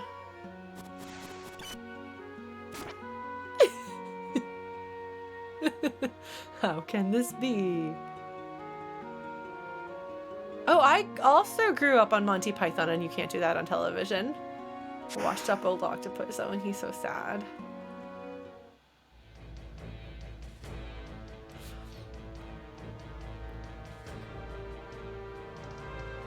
Like, that's the thing, is that, like, I like absurdist humor. That's the style of thing that I am most likely to find funny. But apparently not the way it works in this game. Like, this is my favorite game, and absurdist humor is my favorite kind of comedy. But the comedy in this game doesn't really work for me unless it's like the ridiculous, absurd, like, one-liners and things. I don't know why that is. But I will say, and I freely admit, most comedy doesn't work for me. Like, it's part of why when I find something that makes me laugh, I love it forever. Like, that's part of why even before I got to, like, the darker, more tragic and serious storyline in Undertale, which is why Undertale then became so important to me. But the fact that it could consistently make me laugh I was like, okay, there's so few things that can do this. This is great. Like, The Princess Bride is the funniest. That's so funny. It's very rare for me to find comedy that I like. So this is not a thing that this comedy doesn't work for anyone. And I'm not saying this comedy is bad. I'm just really puzzled. Because if anyone is watching me for the first time, like, I love Final Fantasy VI, and I remember reading previews before it came out and anticipating it, and it has been a very important part of my life since the day it released, to an extreme degree. And I've even streamed the Ted Woolsey translation before a couple of years ago. So I played a bunch of stuff on flute that time and rambled about stuff. And I probably complained about the comedy then, but I don't remember because my memory is very, very bad. Yeah, well, so one thing that I have to give them credit for is that they frequently are aware of the value of comic relief. Thank you, Hot Brushings. I'm glad. I'm sorry I'm playing the same game on stream again, but at least there's a slightly different perspective, so I'm glad folks feel like coming along. Yeah. Like, and so comic relief is, like, Toby Fox is probably one of the best writers with timing comic relief that I've ever seen in my life. And it's really, really good. It's really, really, really good when you have a lot of tension, a lot of drama, a lot of tragedy, a lot of heavy things. Like, so for example, the moment where Locke gets sick on the ship coming over from Albrook toward Thamasa. That is a very small, very, very carefully timed moment of comic relief. Because if you look at it, leading up to that, you have in succession a number of very emotionally intense scenes, especially if you're a kid experiencing the story for the first time. Everything feels very real, the stakes are very high. The whole thing with Sully's in the Magitech research facility has recently happened. And then you have, you know, the Espers exploding on the bridge and Kefka, and then you go and you, like, you know, you have the banquet, and can you trust the Imperials? What's going on? And then Selly's, why isn't she talking to me? Which, again, as a Locke and Selly's shipper as a small child, I was very like, oh my god, she's not talking to Locke. Oh, the drama, the tension. And then you have this scene where Tara on the boat is talking about her frankly traumatic and tragic childhood, and her life and her hopes and her dreams and all of this, and it's a lot. And then the game's like, hey, here's a funny moment. After all that is done, that has wrapped, you have like a couple of, like, you end on like one of the few very heartfelt moments you get with Shadow, and then they give you this little moment of humor, and it is so clearly designed to be a bit of a palate cleanser after all of that drama and tragedy. And that's good. That's good timing. Whether you find Locke getting sick on a boat funny or not, it does relieve the tension and stress of the situation. Like, it is a moment of relief. And that's really good. And that's the, in my opinion, that's the role of comedy in a tragedy. And this is a tragedy. I mean, it does wind up ending happily, sort of. But this is an extremely tragic game. So, like, all of the characters have these, like, incredibly, like, almost over-the-top tragic backstories. Like, all of them, they have very, very sad, very dramatic lives. And the events of the game story are very serious and dramatic and tragic. I mean, the bad guy destroys the world and everyone dies and we barely manage to hold on to a thread of hope. Like, it's very heavy. So this is a tragic game. And so the role of comedy in tragedy is to provide relief from the tension and to keep it so that instead of it's all at the high level of tension and tragedy, gives it a break so that when you fall back into really heavy stuff, it hits hard again. If you're just unrelenting tragedy all the time, it ceases to feel tragic. It just kind of becomes more of the same. But if you use comic relief and other forms of emotional relief well, then you can make the really heavy-hitting stuff hit really hard. And so this section right here is so Relm being a bit of a brat, sassing Strago, that's comedy. She's funny. Now that I'm not like, 18 and taking myself too seriously and oh my god, Relm is such a... No, Relm is funny. She is. She's funny and she's silly and she's sassy and she's cute. And so she provides some levity. Just inherently she provides levity, and I assume that this is supposed to be another opportunity for Relm to provide some levity because, again, we had all of that really heavy stuff. And we're about to get back into heavy stuff. And so this is a very, very brief moment for them to pull in some more relief. But having her be funny and silly in Thamasa, like, works. And I think that the interplay there between, like, kind of some of the drama and tension of the scenes and, like, her goofiness, like, I felt like that worked. And having her follow you into the mountains and be silly and get into trouble is character building. We just met these two. Fortunately, they're somewhat archetypal, so you, like, immediately get a sense for at least who Relm is. Strago doesn't have as immediately defined a personality, but you know that Relm is this playful, energetic, talkative, somewhat bratty, but good-natured child. Like, immediately. Like, she's very, very well established from the very beginning. But because they joined so late, because they join of the characters that actually, like, have story and personality and things, they're the last ones that join you. And so they come in very late and they don't have much time to get established, which is why it's good that they're tropes and that they get such strong brushstrokes on the page. But letting the comic relief here be hinged, because we do need some relief. I agree that having relief in this general vicinity is not a bad idea. And having it hinge on Relm is not a bad idea, again, because Relm is a character that we need to get to know immediately. Like, we need to get to know Relm and Strago, like, right off the bat so that anything with them actually matters, because we don't have much time with them. So all of that is good, but the actual scene that we're given is... Why? Why? And the precise timing of it isn't good. And one of the problems that I have with, again, this entire section of the game is that I feel that the pacing of it is not good. And I feel that the flow of scenes is not good. Like, I feel like what they needed was somebody to sit down with them and say, what are we doing here? What are we trying to accomplish? Why is this scene happening? What is the, like, emotional benefit? What is happening to the characters? How are we progressing the story? And what are the players getting out of it? and how can we streamline that into a way that makes sense? Because then we could more easily control some of the ups and downs. But I feel like it's kind of all over the place. And I think that that's part of why this doesn't work. Yeah, like, I mean, a boss, a sketch tutorial, and comic relief. I mean, they could have done something that took those elements and worked a bit better for, I don't know. For me, it doesn't work. I mean, it is a point that, like, yes, a sketch tutorial, like, this is their opportunity to do the sketch tutorial.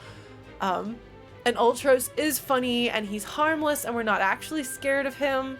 So his appearance is not going to raise the stakes or the tension, thereby undermining our efforts at comic relief. It just doesn't work for me.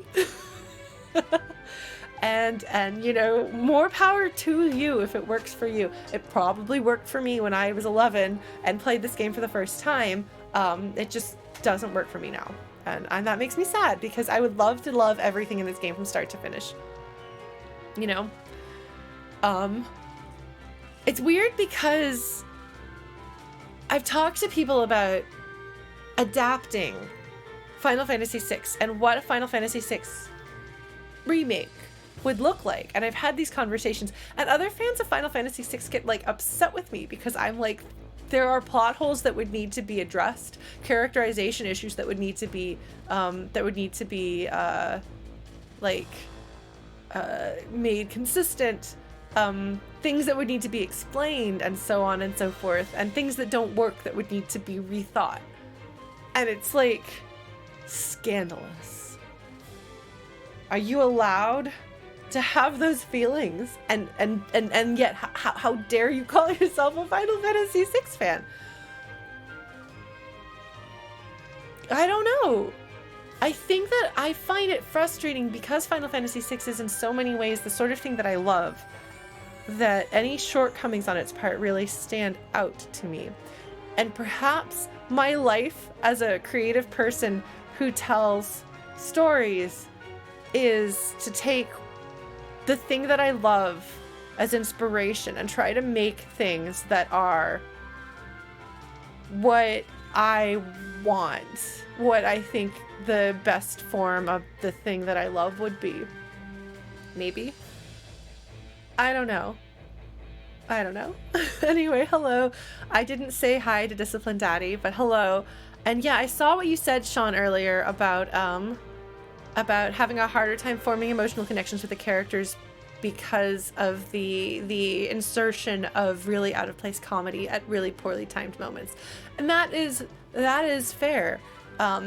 Like the fact that they introduced the tragedy of Doma and juxtaposed that with like stupid comedy because it's Sabin that you encounter him with, like there's some moments there that I could see kind of undermining it a bit. See, like, I would say that these are in some ways serious flaws, but it doesn't undermine the fact that I love it so much. Because I love what I love despite that. I don't know. Craps. Tara gets along with her. Tara gets along well with children. Like, you stay at home when you're told anyway. Yay! As she winks at the camera. Because she got what she wanted. People, I think, a lot of times are uncomfortable with the idea of things that they love having flaws. And a lot of times I think people feel judged for liking a thing that has flaws. So you want the thing that you love to be flawless. And unchecked. Like you want to be able to feel like you have good taste for liking it. And that you're safe in liking it. And like, you're allowed to like something with flaws. In fact, everything in the world has flaws except maybe The Princess Bride.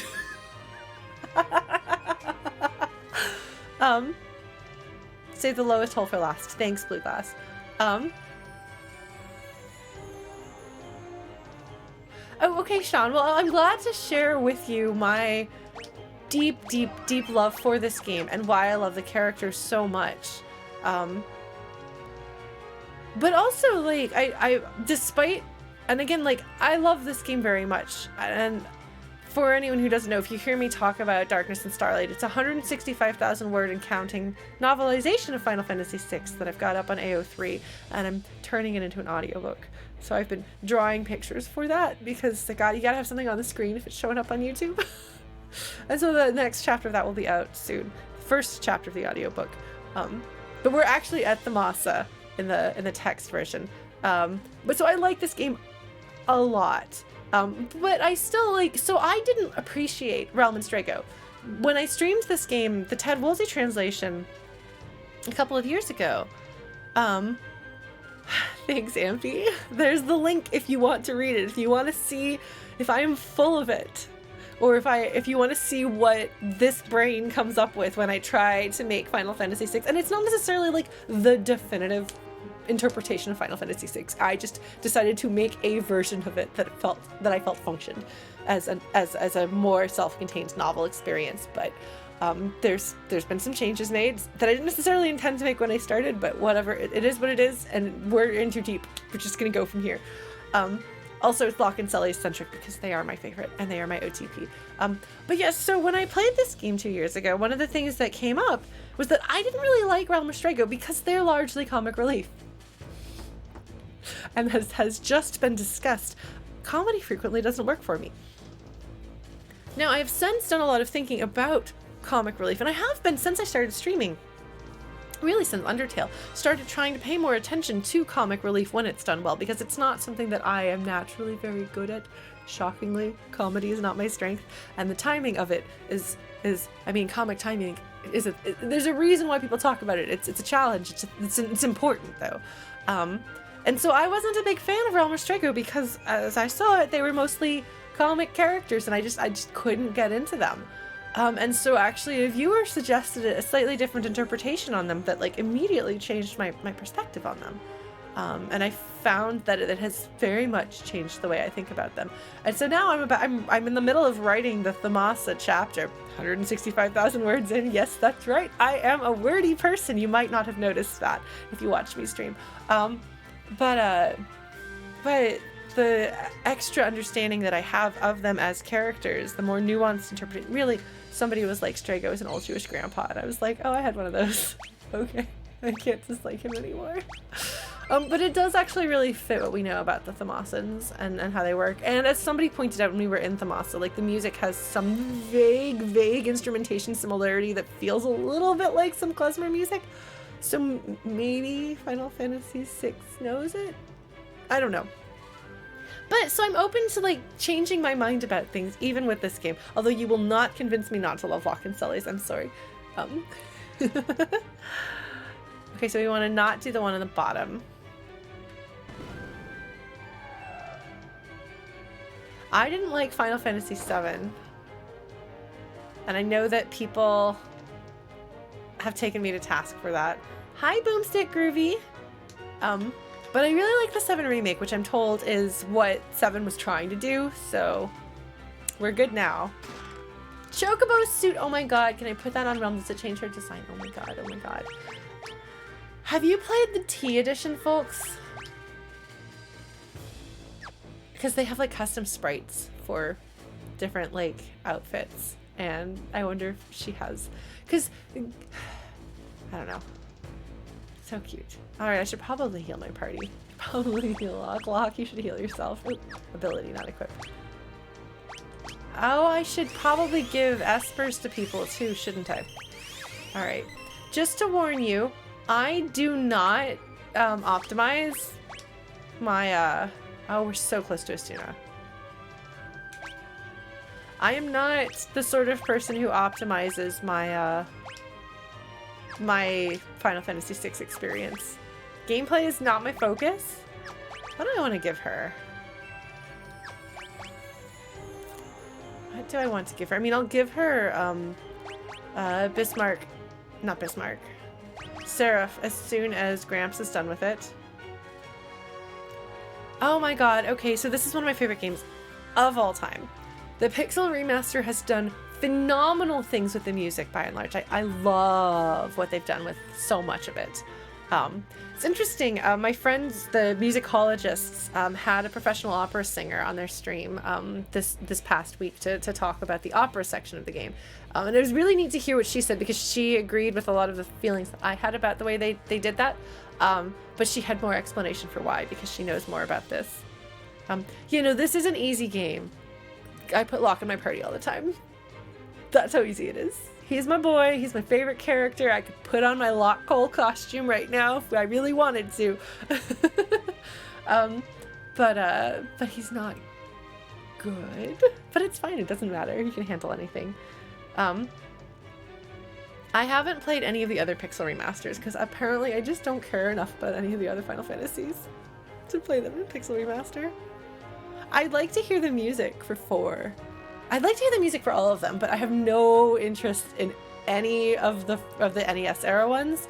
And I disliked 5 because, shockingly, 5 is the most comedic Final Fantasy. So you'll never guess why I don't like it. Why am I so predictable? I am. It does have one of the best soundtracks, though. It's really good. Alright, so we'll let him finish with that, and we'll get you started on... Who has Bismarck? Oh, does Locke have Bismarck?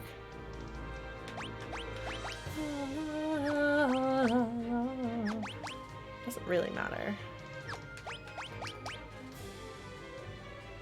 Yeah, I'm kind of familiar with that to some degree, but there's so many other games.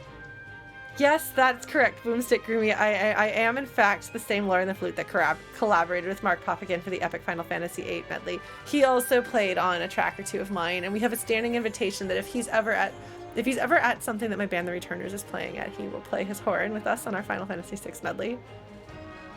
Yeah, no, I'm sorry, we will not be playing Final Fantasy V Pixel Remaster. But yes, I am, in fact, Lauren the Flute for a reason. But I could not play that Piccolo part. That would be really hard. I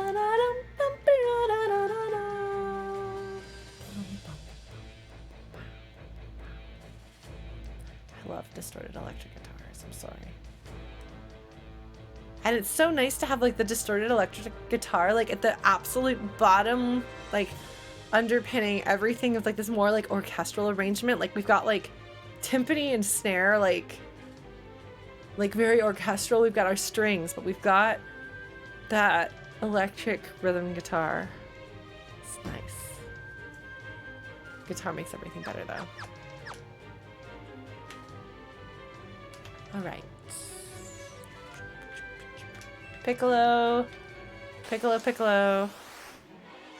Yes, and you'll never guess what the only part of the game that I found interesting was.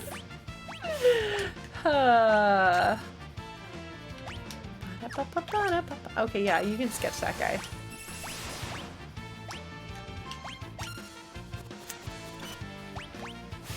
Okay.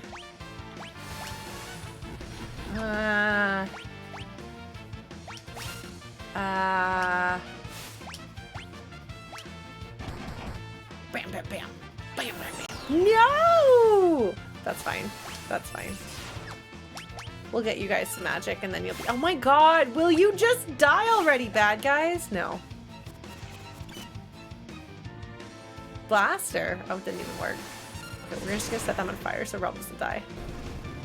Okay, they're gone. Alright. Oh, what? That's right! He's the one that I wanted to love. Oh my god. Look. I want him to learn Asuna so that I can get Relm started on that and get him some magic that he can cast attack with. Oh, thank you.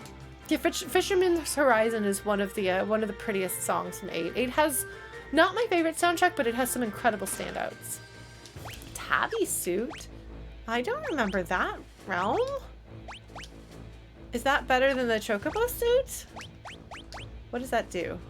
Raises your magic, but lowers your other things. Okay. Interesting.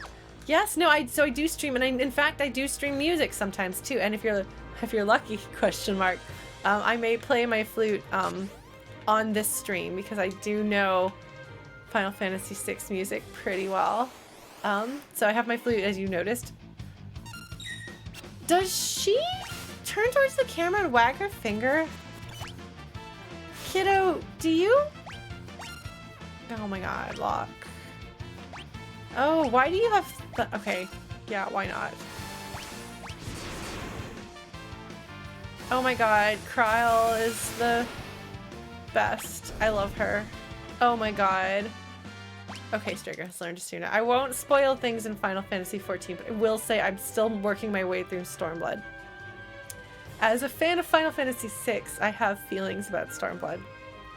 But I'm also taking them to task because there are some issues with the storytelling in Stormblood, and I'm really frustrated because it's so close to being the sort of thing that I would write and the sort of thing that I love, that anything that doesn't work, I take great... I have objections.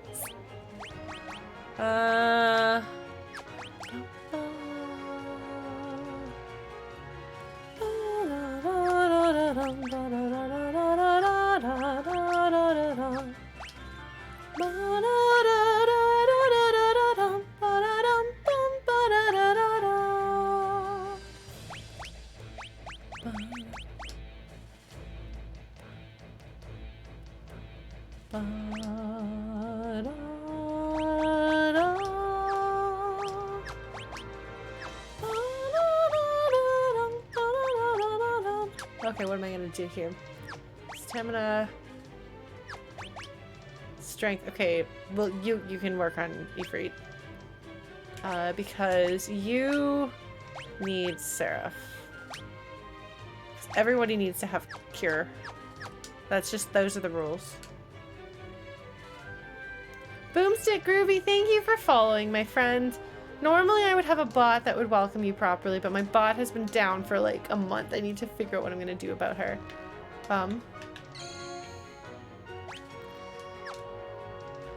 Yes, no, Phil, it's definitely, Stormblood is without a doubt written with Final Fantasy VI in mind. There have been elements that were inspired by Final Fantasy VI in like Heavensward, but Stormblood is very definitely. Did you like Final Fantasy VI? Let's try to do that with more Suikoden sensation of things, which, I mean, fair. Suikoden is great. Oh man, Bonnikin. Yeah, Relm turns to wave to the camera and wags a finger. Does anybody else in the party do that? Nope, nope. Can I kill these guys by hitting?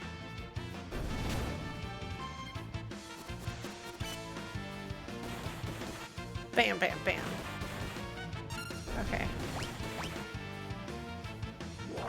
No! You put digestive fluid on her! How gross are you? I disapprove of you. You butt. You can sketch. You're probably better at sketching than you are at attacking anyway. Digestive fluid? Yeah! Aww. Oh, I know Mog dances. But, huh. Okay, well, I'm gonna pay more attention to that. Supposedly, I'm observant, but, sometimes I doubt how observant I am because there'll be things that I have never noticed before about games that I know very well. But with Final Fantasy VI, like, my way of loving a thing is not having, like, absolute perfect cataloging of it in my mind. Like, I don't know all of the facts about things. I do know a lot of random facts about things. Should I tent? No,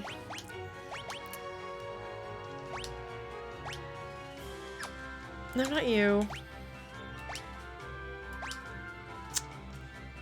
You'll get this eventually.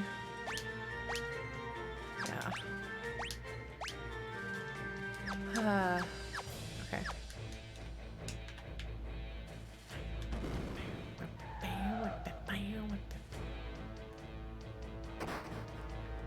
Alright, up we go. Just story coming up. Okay. Yeah, because, like... Oh man, take that, bad guy. You should cast fire on this guy back here. Oh, okay, or you can do that. No! That's fine. That's all good.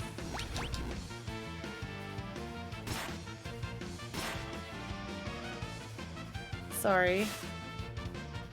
Don't you dare sneeze at me, you butt.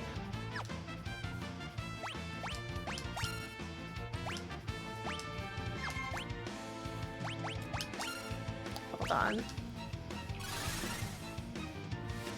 suppose Locke should cast spells too.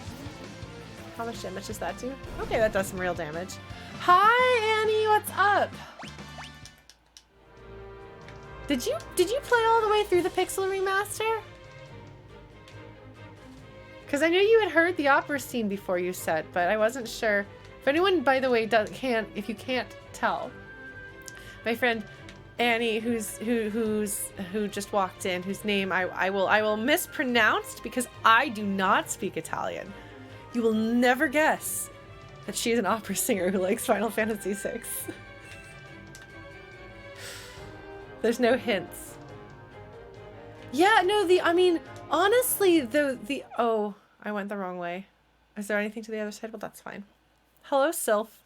I love that the Sylphs look like Sylphs from Final Fantasy IV. I don't actually know if they do, if they just look like I remember thinking the Sylphs from Final Fantasy IV look. But yeah, the art in this game is really good. Like, the sprites are all clearly based on the original sprites, but clarified somewhat. Relm's eyes are huge. Her eyes take up, I don't know if they actually take up more of her face than anyone else's face. The proportions of her face are different. The pixel shapes, pixel sizes, something's different. Amazing. All right. Oh man. And I love like the detail of Strago immediately stepping forward to protect her. Like little details like that. Like again with Relm and Strago, we don't have a lot of time with them to get to know them. And so we have to, everything that we have with them has to count. I still wish that we got more story scenes with everybody in the game, really. Yes, but her sprite is so cute. But it's just, yes, completely eyes. Her eyes are enormous, but it's so cute. The sprites are so much easier to read and understand here. Like, Locke is kind of in, like, oh shoot mode. Like, you can, like, see, like, Strago's eyes more clearly. Like, I really like what they've done with the sprites. But so one of my friends was talking about this game. I was talking about how they would have liked to see more with the characters. And there was somebody there've been a lot of conversations that have been happening about this game recently, obviously, because the Pixel Remaster came out not that long ago. And so you have people who are playing it for the first time, like there's somebody that in this case, not a friend. I have a lot of conversations about Final Fantasy VI with friends, but in this case I saw somebody that I follow on Twitter who was talking about, like, I wish that the world of Ruin had actually done something with the character stories. And it really, like, that is one of the other, like, complaints about the game. I mean, it may have been recreated, but it is modeled after. Like, they may have had to build it from the ground up, but they used the original designs as a base. For the areas, for the sprites, for everything. Like, it's not that they reimagined it. They may have updated it. They maybe built it without having, like, loaded up the old sprites, but they're very clearly inspired by, and very close, but not quite the same. Like,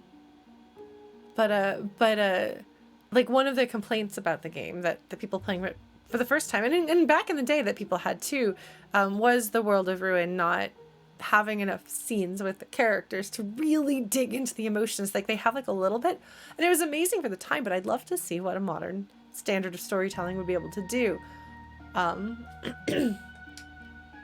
But they do have little details in the characterization here, so they try to do the best they can with what they've got. No idea there were this many. And these are the only the ones that made it through. Locke, of course, immediately. Like, Locke calls him Gramps, everyone calls him Gramps. Sorry, Strago, you don't get a name. You're just Gramps. But this isn't the time for comic relief, so he doesn't go, Gramps, what? Whoops! We're surrounded.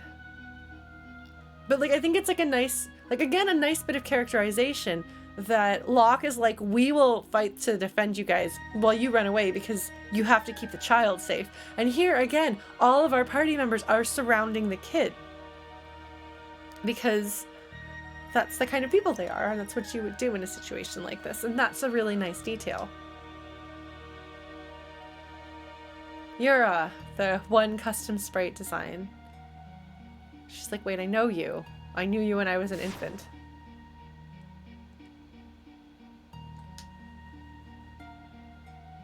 Strago's like, wait.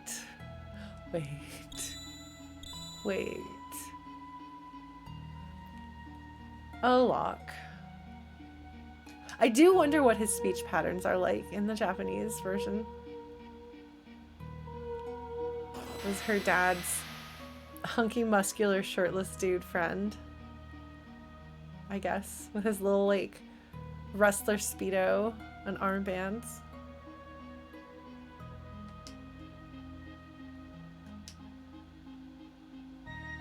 Young Espers from the world beyond the gate.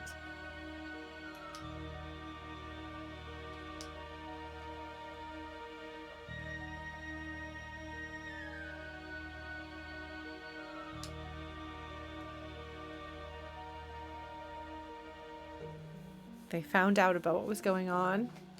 Like, the timing of it is, it's a little, like, coincidental and a little unclear at the same time. But you don't stop to question it or wonder how it all lines up because you're just going through having the experience of the story that you're being told.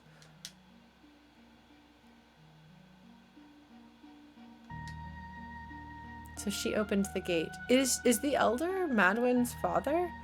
Is she descended from the Elder? Is that what the pendant is? So we stepped into your world. So again, like, it really feels like it is a different world. I don't know why. Something I was reading was saying that it was a different translation, that it's a cordoned off section of our world in the Japanese version. And that was not ever made clear in the translation. I think maybe that was Tomato's big write-up, The Legend of Localization of this game, which I've not read all the way through, but I've read bits and pieces. Destroyed an entire city, attacked people who had done no wrong, and people who had done some wrong.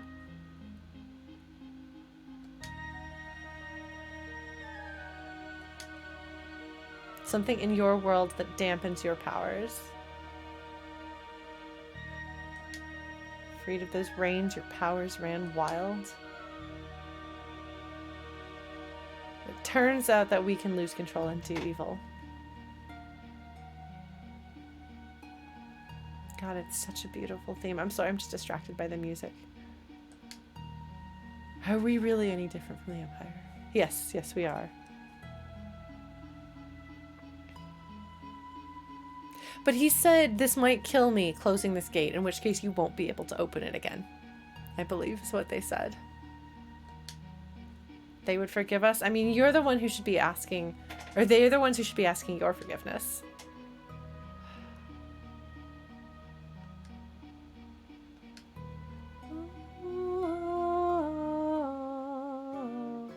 Oh, it's such a pretty song. Hi, Leo. Hi, Sully. God, I love Relm's sprite in this. It's so good.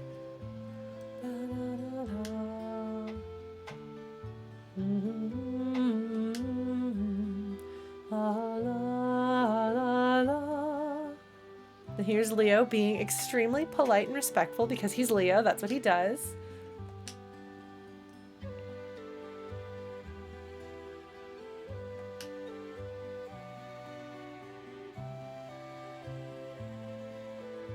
Chastise you for past mistakes.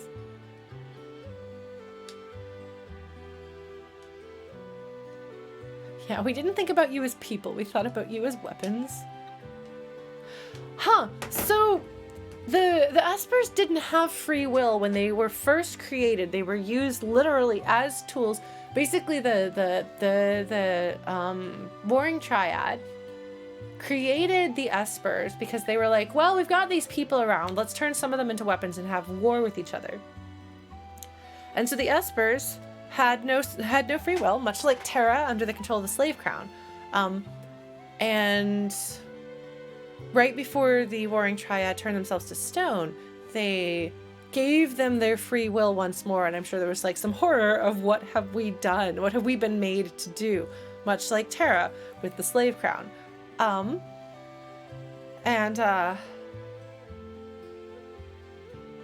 wonder if there is something intrinsic about this world versus the other world, if it is in fact a different world. That you're like a mindless weapon of destruction when you first like are like tapped into. I don't know. I don't know. Yes, we came so close to a second War of the Magi, but we avoided it all as well.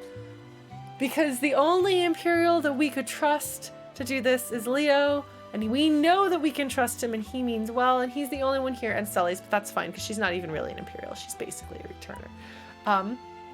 So there will be peace. Everything will be all right. We will rebuild. It is interesting because Vector is so overwhelmingly the Imperial city. Like the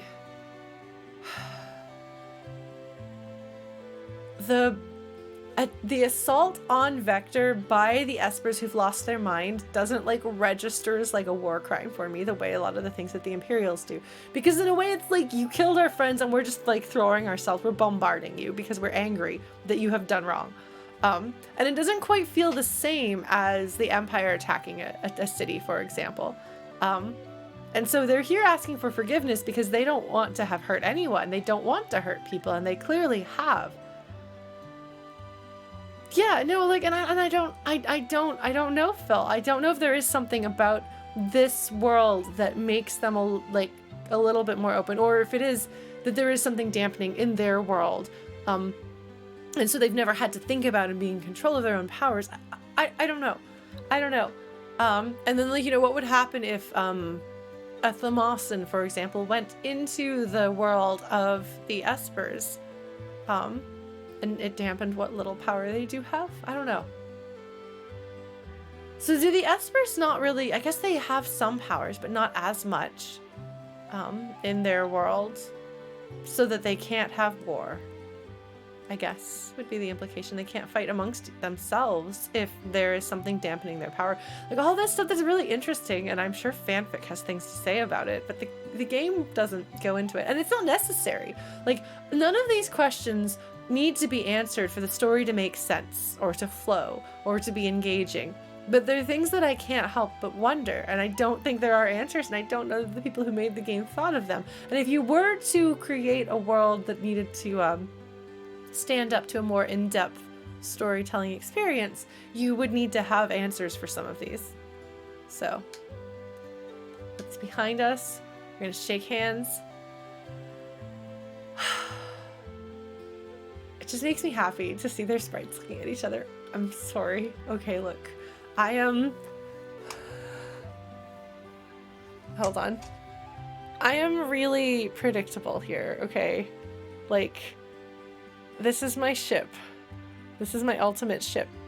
I need to get more pictures of them, so if you know of a really good poster, that if there's like fan artist out there who's really good, who has more pictures of them, I really need to just commission people and maybe finish some of my own art that I think is worthy of putting up on the wall, maybe, and then I'll make my little Lock and Sully's shrine and it'll be great.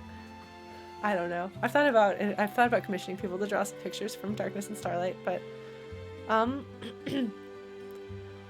so the translation, so Boomstick Groovy, the tricky thing is that there are two translations. There's the original Super Nintendo translation by Ted Woolsey, and then there's the retranslation from the Game Boy Advance and onward.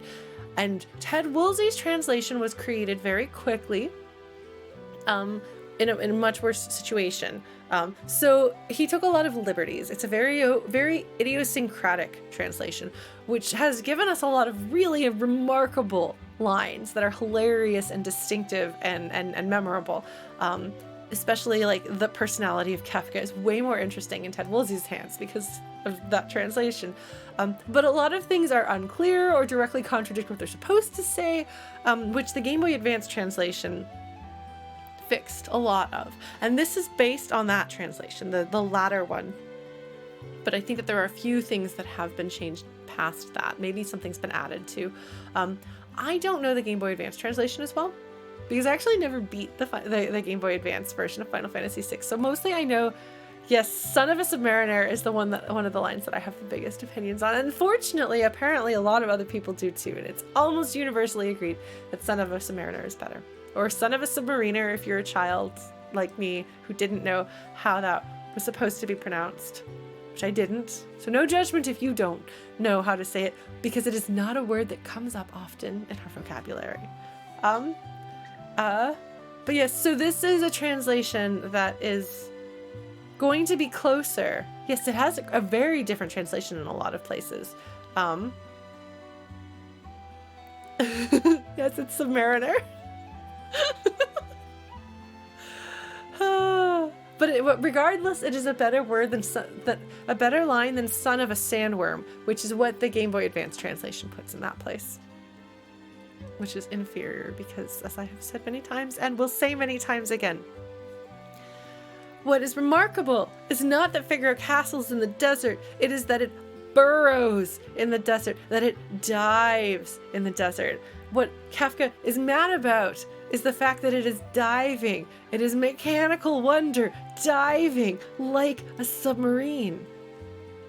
I mean, maybe I'm saying it wrong, but I seem to recall looking it up because people corrected me a long time ago, because this is the sort of thing that comes up in my life, is talking about Final Fantasy VI. So you can check the pronunciation and make sure that I'm not wrong, because I could be wrong. I am freely willing to admit that I might be wrong, just as I might be misremembering various things about this game, even though I love it.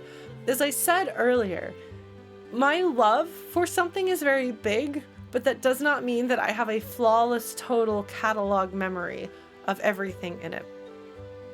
And for some people that's frustrating, because a lot of times when people love something, they want to learn and know all of the information about it, and they want to just fill a big section of their brain with those facts. My brain is incapable of retaining things like that.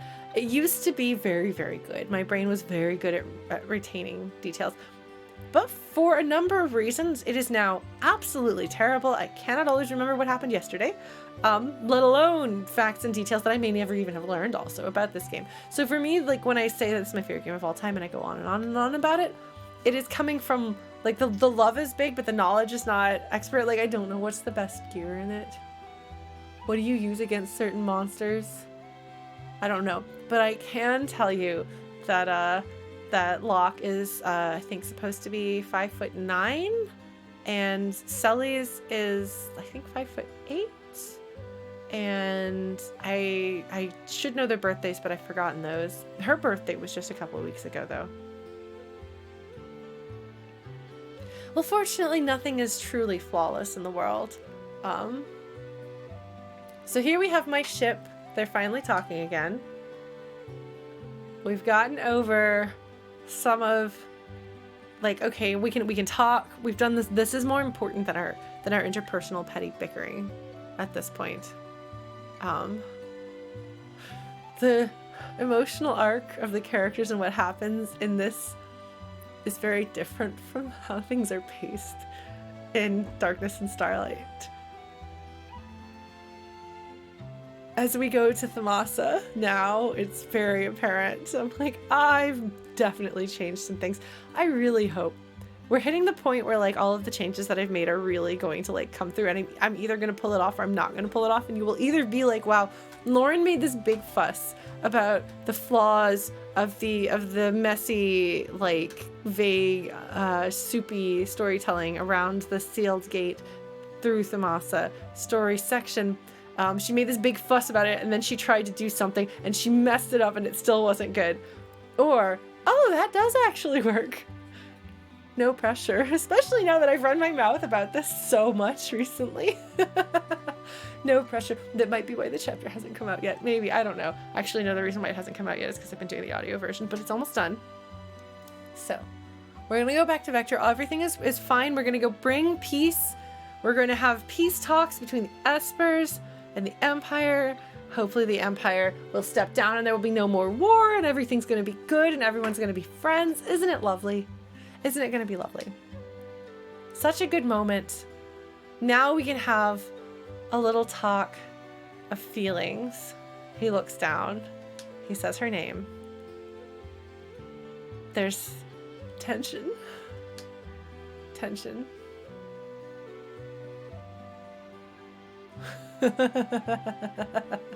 And in case you are one of the people out there who fights me and tells me that Locke and Sully's are not canonically a couple, that their romantic story is not canonical, you can dislike it.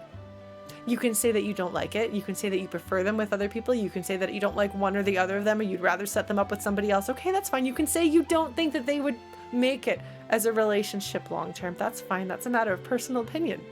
And you know what? You're allowed to be wrong. That's fine. It's your opinion.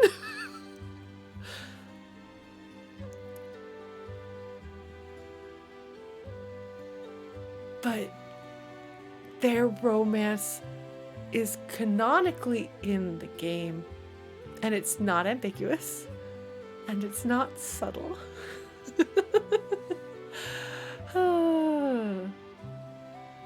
You know, I've had this conversation with people, which is where I've arrived at the you can choose to ship Locke and Terra, for example, or Celes and Terra. That's one I've come across more recently,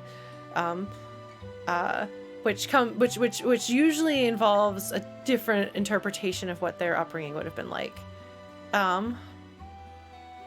But you can't say that the game doesn't ship Locke and Celes, because it does. It's literally Celes' motivation in the second half of the game is to find the man she loves. And their ending themes are intertwined. They're the only characters with separate ending themes that are intertwined, and their items are on the table together, and they share credits in the ending section because they're... Look, I have feelings. No, that's fair. If people want to ship other characters, I think that Celes and Terra's friendship, at least, is something that I would have liked to have seen explored in the game. So you'll be happy to know that in Darkness and Starlight, Celes and Terra have a lot of scenes together, and they have a friendship, a relationship that develops because they should. And if this game were to be remade, that is one thing that I really, really, really would hope that they would do. But Locke and Sully's are canonically a thing. Like it or not, they are. Yes, I've read Terra as Ace. I'm okay with people reading her otherwise, but I read Terra as Ace. Ace Arrow, even. And so she finds love and fulfillment in a different form of love. And something that I talked about, and apologies for those of you who watched my 2020 stream of the Ted Woolsey translation, is that this game thematically is all about the power of love. Despite everything else, despite loss, despite death, despite danger, despite war, it is about the power of love to get us through that. And love is defined very differently in different ways for different characters, and all of those are very valid. It's the thing. Like, Locke and Sully's are romantic love. They're the characters whose story is about their romantic love and how that saves and heals them both. But the brotherly love between the FIGARO brothers is just as important. The love that Terra finds as Mama Terra is just as important. The I guess to some degree, like, adopted but still real love between Strago and Relm is just as important. Like, all of these loves count, and so much of especially Western media centers romantic love as though it is the only kind of love that a story needs. And that's so limiting. And so it leads to people thinking that happily ever after in romance is like the ultimate thing. And it's like, life is about so much more than that. It is the relationships between the returners that is part of how they draw their strength. Searching for friends is the name of the theme once you get hope and start looking for them in the world of ruin. It is the power of those connections that winds up in the end saving the world. When all hope seems lost, it is the love we have for each other that saves us. And like, it's beautiful and it's different, and it is one of the things. Final Fantasy VI is not a very subtle or it's not a subtle game, and it's not always very nuanced. It is a very, very, very dramatic, melodramatic, somewhat over the top. Things are painted in very broad, very like vivid strokes.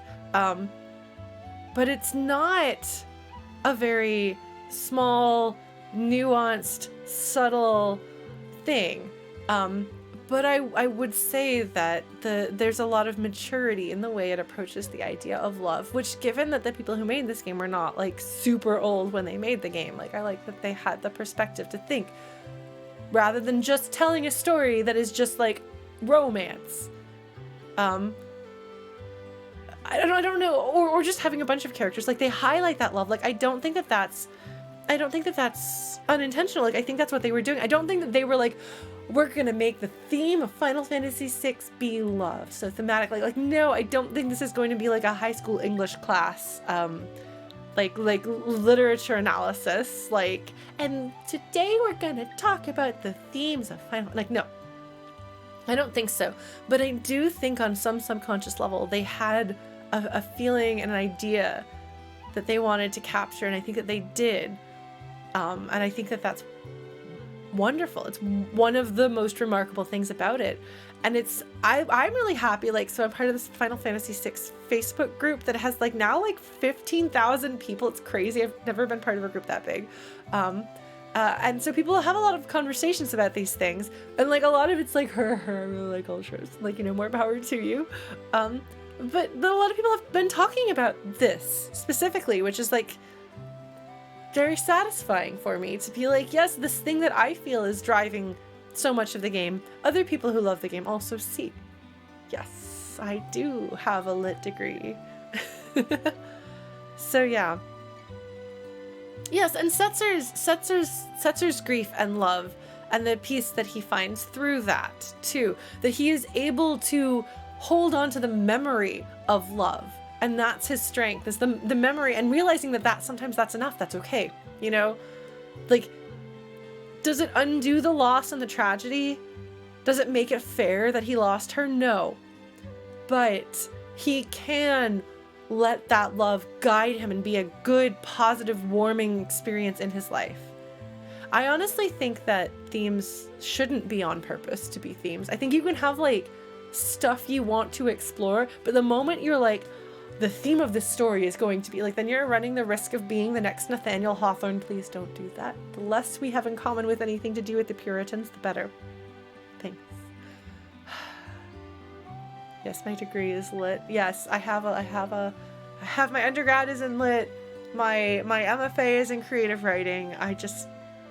So that's where I'm not like if I'd gone all the way with like a PhD in lit, maybe then I would be more heavy-handed about themes. But with an MFA in creative writing, I'm more interested in writing stories that matter and understanding why stories matter and how they matter and how you can make stories. I know, Mega Spell, but I'm being uncool. I'm counteracting your cool speak with my uncool interpretation of it. I'm good at this. I'm a cool kid. And yeah, no, Setzer doesn't move on. Locke moves on, because the way in which Locke needs to heal can involve moving on, because he is stuck. Because Locke is stuck in a loop and he needs to get out of that loop, and that is symbolized by moving on. Setzer just needs to like progress to the next stage of his grief. Like it's different. Even if the two of them belong to the tragic dead girlfriends club, they're in it in a different way. Yeah. They were young, dear. Thanks, Strago. That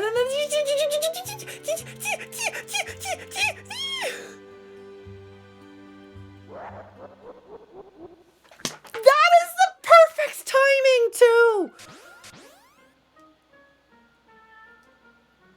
Oh my god, that timing! That timing! That timing is so good! That timing is so perfect! Oh, I didn't notice Kefka has mismatched tights. One leg is blue and one leg is red. Like a jester. All right.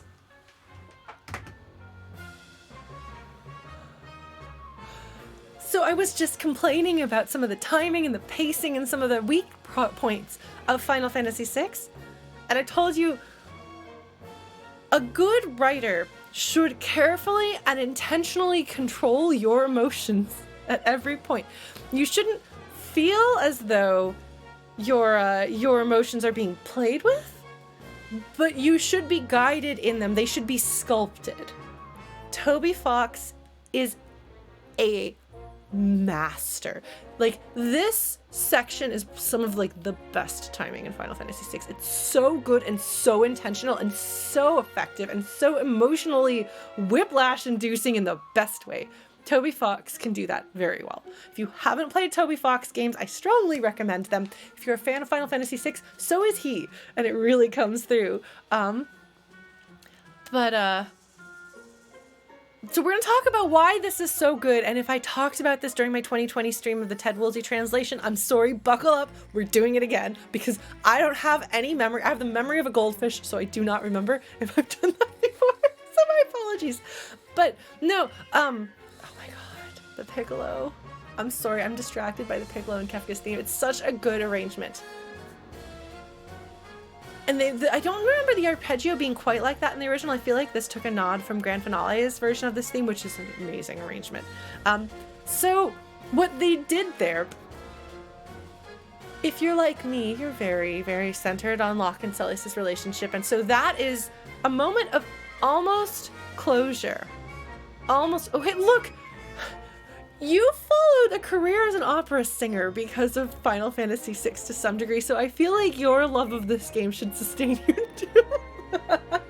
Because I cannot say that like my career path was in... I take that back. Never mind. The two of us can power the world with Final Fantasy VI love. We just need to get Hassan and MK with us, and we'll have the whole team back. I am gonna have you all do cameos in Darkness and Starlight, except Hassan's part is big and he's gonna voice the character of Hassan. I'm very proud of that. So that should be fun. Anyway, sorry, I was talking about this and I'm gonna get back to that. So if you have any investment in the characters the way the people who have made the story intend for you to have investment in the characters, we have a friend whose initials are MK, who is part of a Final Fantasy VI writing team with us. We were working on Project Esper, the tragically ill-fated musical theater audio drama of Final Fantasy VI. My writing team, I've referenced them a few times, and if you read Darkness and Starlight, they all appear. They all have little bit parts that usually have to do with, they're usually rebels. Oh, okay, no, I think RMK was our token straight person on that team. Because you gotta have one of those. Just to keep things spicy. The VGM world is very queer, folks, if you didn't know that already. But yeah, so if the game writers have done their job well, you're invested in Locke and Celis.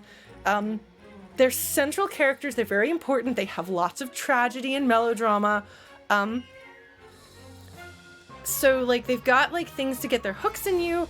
Regardless of what character you like best, chances are that the character that you like has some connection to Locke, because he has connections with everybody. That's kind of one of his things, is that people know him, and he knows people. Or if you like there are so many reasons why you might like those two, but at the very least you are probably invested in their story.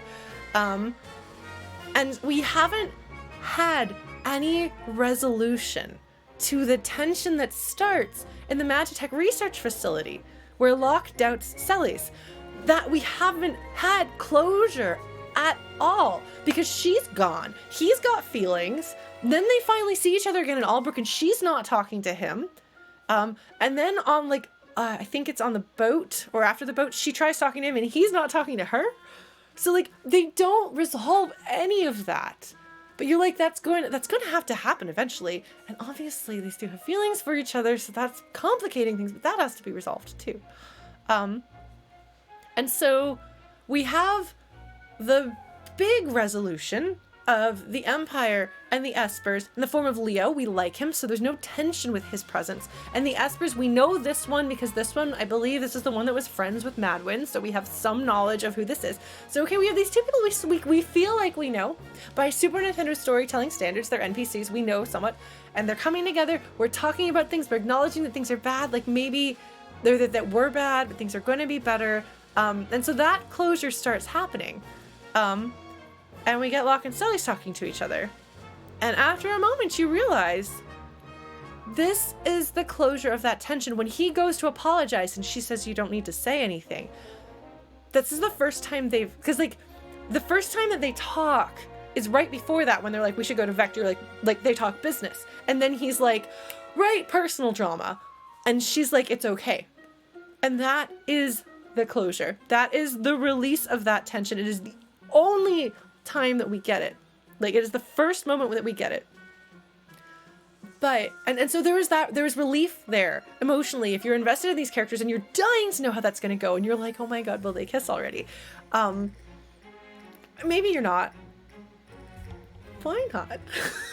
No, it's fine, it's fine. I just like to make fun of how much of a ridiculous shipper I am of those two. It's really kind of pathetic and desperate. I know. I just really like them, okay? I just really do. So you are set up to have an emotionally, like, catharsis in like a good way. Like sometimes catharsis is like bad things are happening to people and you like experience those feelings. No, that wasn't a kissing moment, but just like in general, like your experience with this game is like, are these two gonna kiss eventually? And it isn't a kissing moment, and it shouldn't be a kissing moment, but it almost is a kissing moment, and everyone around them sees it. Like, they're staring into each other's eyes, they're having a feeling, like it is super intense. Like the child is like, oh, and the guards are like, should we all be here? Do you need a minute? Like, everyone in the room is looking at this. Everyone in the area sees this. But like prior to that moment, you have, again, like they've been kind of playing back and forth with the emotional tension and using some comic relief in Thamasa with Relm and Strago, and Ultros. And like that moment on the boat with Locke. So they've kind of been doing that intentionally, but we have to have like a big serious sigh of relief of, okay, it's all right. We didn't have to fight the Espers. They haven't gone crazy. Leo is here. It's going to be all right. Things are fine. We can relax. And once they establish that it's safe, and they've established that, so that tension is relieved, then they can give us some relief with the tension of Locke and Celes. And then to take that one step further, thank you so much for being here, Boomstick Groovy. Feel free to lurk if you'd like. You're welcome to join. I play this game. I'm playing it every Saturday.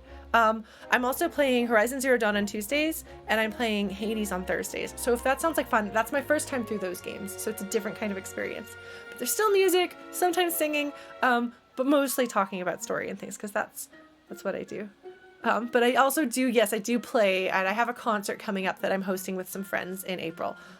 So if you want to see me and some VGM friends play some music, April 24th, we've rescheduled. Mark that. It's a Sunday afternoon. There will be a lot of live video game music performed for you on Twitch. Anyway, so I was like right about to get to the conclusion of what I was going to say, and then I got sidetracked because that's what I do. Right. So they relieve the tension of the overarching story. They relieve the tension with Locke and Sully's, and then to absolutely make you lower your guard. If neither one of those, like, if you're still a little bit tense because you still think something bad might happen, even if even if Leo is here, you're still not 100 sure that that's safe.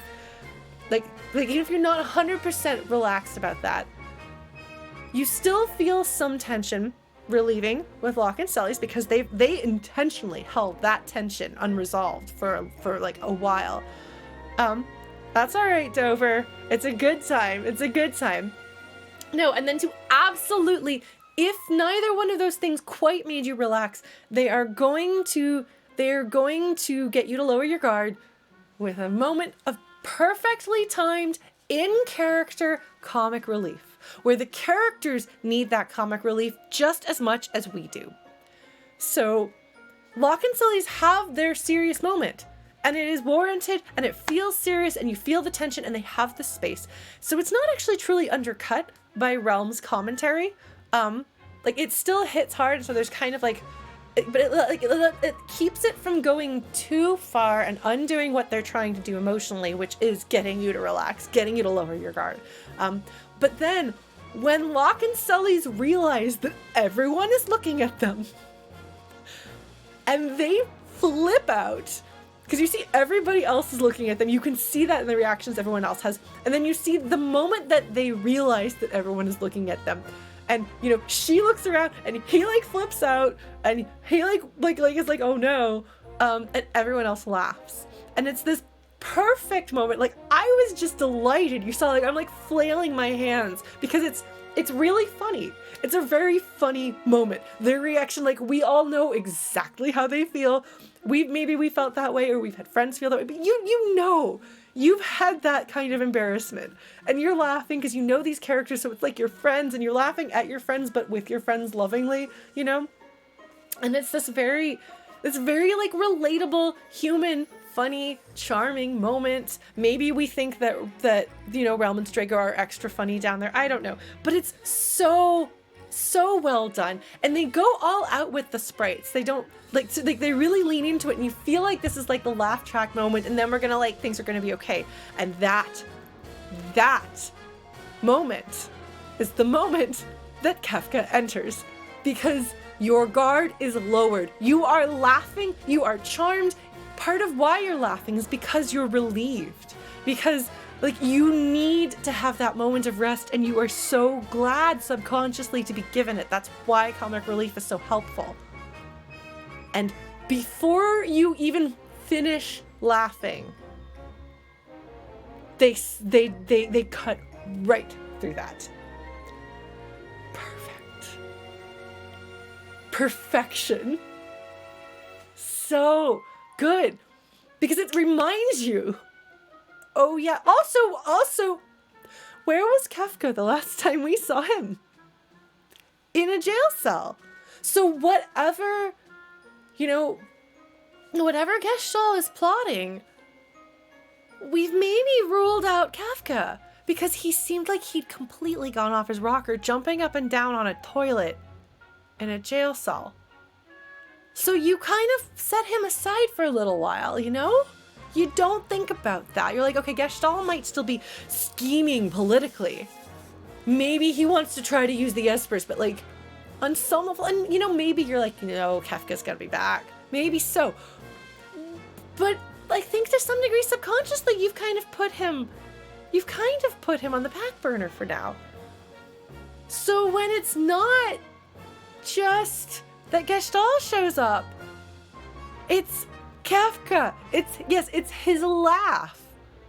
And you're just like, oh no. And you just have this sinking feeling in your gut. It just cuts right through you. And it cuts through you because you've lowered your guard. If this happened immediately after the end of the banquet, when the returners were saying something's fishy, I don't feel things are quite right, you'd be like, oh no, it's Kefka, but it wouldn't have the same emotional effect. And a good story should deliver this kind of emotional shaping your first time through. Oh my god, that was so well done. I wonder if I was this impressed with it the last time. I hope so. I love the thought of me 2 years ago delivering the exact same rant the exact same way and not remembering a word. Maybe I'll double check and we'll see. Yes, Kefka has done a lot of bad things. He is definitely a war criminal. He would definitely go on trial for that if that existed. I love his sprite. It is so good in this game. Like, being able to remove the color restrictions has done a lot for letting them really, really lean into making each character like distinctive and detailed and easier to read sprite. But I think that Kefka's sprite in particular benefits from it. Just the level of detail is just incredible. A little Magitech mayhem. These guys are, I think, are wearing a slightly different color armor than we usually see. Do they have, like, hazard symbols on their helmets? Like, no, you can't do this, not to Thamasa.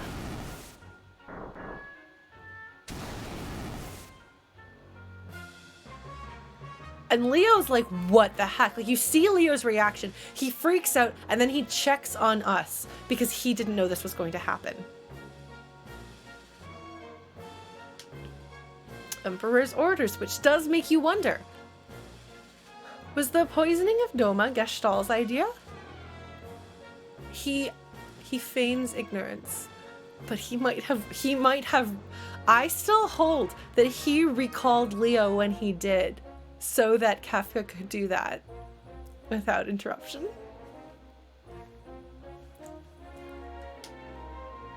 I'm to turn all these Espers into Magicites, so it doesn't have, yes, a Magicite motherload.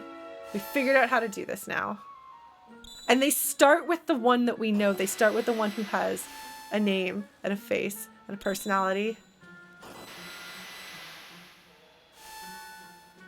And Sylph is trying to get away at that point. And you're just like, wait, no, you can't do that. No, there was going to be peace. You can't do that. The Empire's gonna come back too.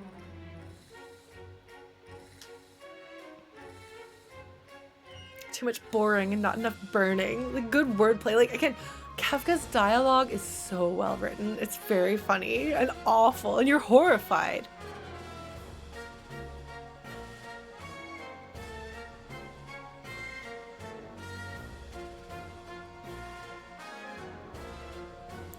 So I think he's like, maybe he has some like anti-magic ability that he's using on them.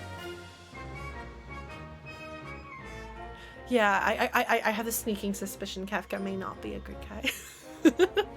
You know, it's a really good line.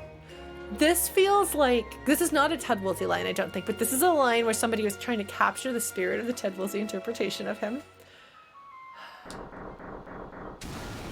But again, you're not supposed to stop to question how or why Kefka is able to do that now. That's just how it is, and you just have to roll with it. There are a lot of small moments in this game where you have to suspend your disbelief. If things were in realistic 3D graphics, we would have to understand how that worked. We would have to see that. We would have to know more about it. But because of the sprite graphics and Super Nintendo storytelling expectations, they're able to get away with a lot more ambiguity than I think they would be able to in a modern game. Which is something I keep pointing out. Which is not necessarily even a flaw in the game, it would be a flaw by modern standards. And Kefka directs this guy to do whatever they're doing. Like, it's not clear what exactly it is that they do, because they don't set things on fire. So you get to play as Leo. Oh, he has a mustache! How did I never realize he has a mustache? That's how manly he is. Leo is a good manly man. Let's look at his status screen. Attack, shock items, but it's not magical. No, it's fair Dover. And I nitpick about a lot of those things, and that's something that I would want to have solved if they did a remake.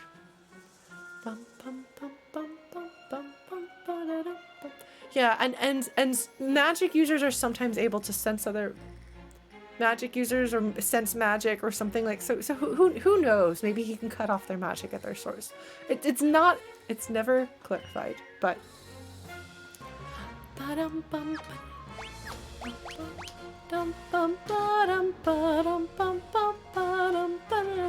he's got good gear, a Gigas glove, and a Master Skull. I don't remember what that does. His abilities. Can't do that.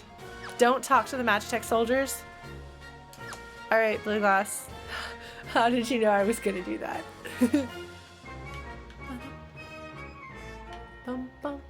I can talk to my party members though, right? God, the Piccolo. The Piccolo. So well used here. Oh, offering. Okay. Yes, he has fart noise abilities. Can I talk to the party members? I don't know if it does anything. And you'll notice it knocked out Leo's guys too. That invincible boss from Victor. Ah, okay, Blue Glass. Oh, okay. I don't think you can talk to anyone. Yeah. You can look around and see. Things are bad. Things are dire. And it's really cool because Leo is this cool dude who you've seen be cool. Even the returners tell you, you know, if he weren't my enemy, he could be my friend. Or at least, like, he seems like a decent, morally upstanding guy. And it's clear he did not know about this. Like, again, there's no ambiguity here. I've talked about how, like, apparently they originally intended to have Celes be a double agent, which is not supported by her characterization or story at all as it is. But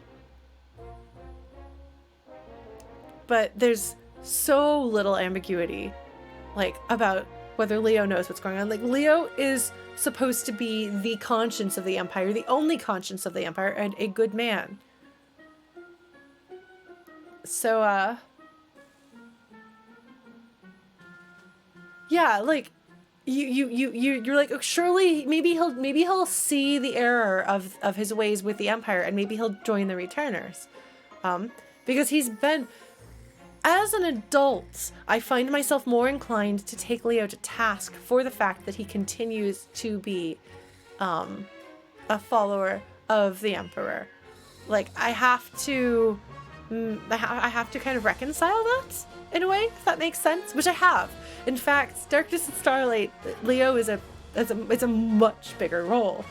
Partly just because Celes is one of the two perspective characters, and it's easier to have a relationship to flesh out things with Leo than with Sid.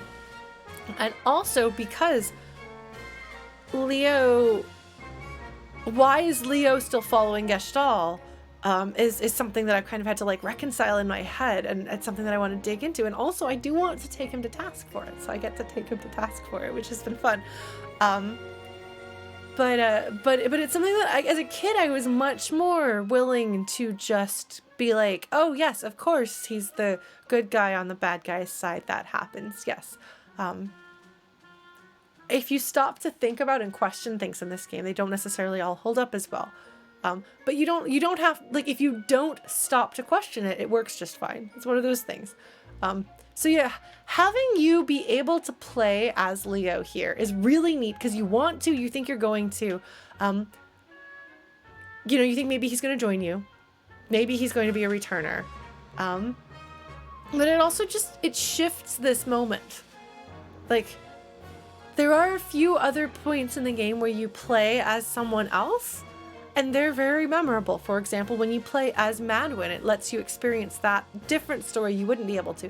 In this case, you could be one of the returners, but this moment isn't about the returners. This moment is about Leo. This is about Leo being betrayed and Leo redeeming himself at the same time. This is Leo's moment. And so you playing as Leo in this moment really reinforces that. Shall we?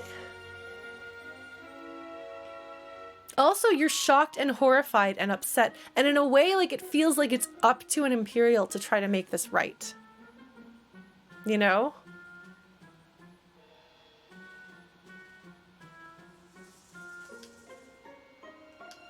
I can no longer stand by while you commit these atrocities. But these atrocities are who we are. They are what we do, Leo. You have been standing by, allowing atrocities to continue for the past, 15, 20 years. You've been part of them. You've looked the other way during so much. This is who the Empire is. And he's coming to realize that. Oh, Kefka. Oh no, he poisoned me. Well, I'm gonna use the power of my sword. It's pretty cool looking. Is there anything special I should do here other than just do that a lot and try not to insta-die? Yeah, it looks really cool. They gave it the coolness that it should always have had. Because the ability to do special... Oh, his regular attack? Okay. The ability to do really neat. Oh, right. Oh, right. Oh, my God. He's... Like, you feel what a powerhouse he is, There's no question, like, this man is, like, beyond anyone else, Like, he's incredibly powerful. The consummate soldier.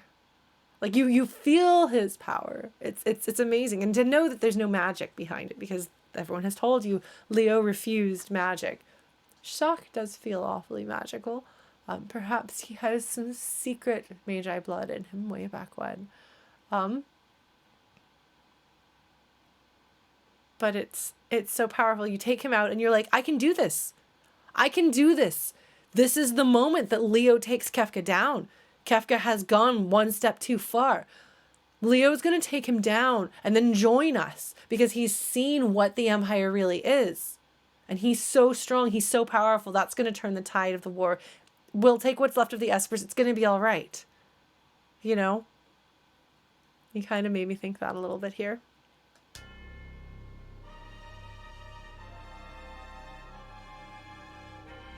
I have a cover of this song coming together.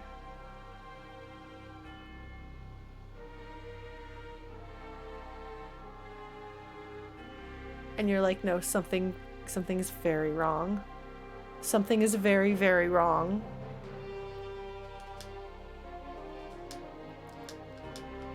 Emperor Gestalt.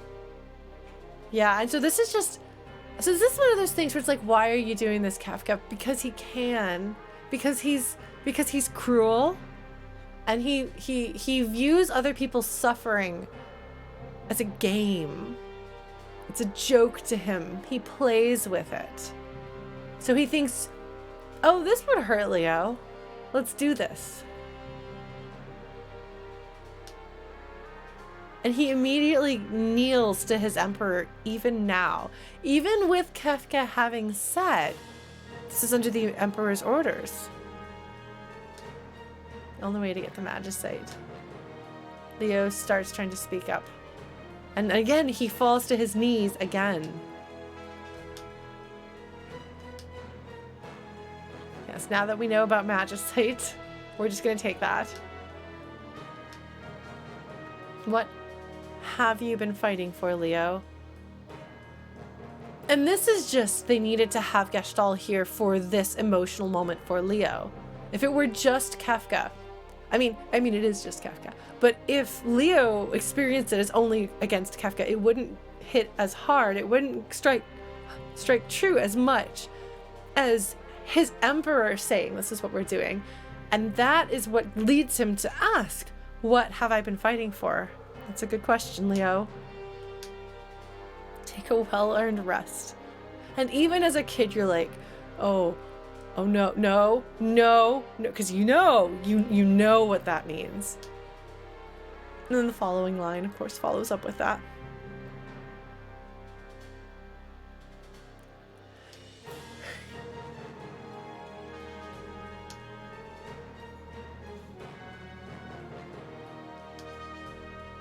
Always, always such good little goody two-shoes.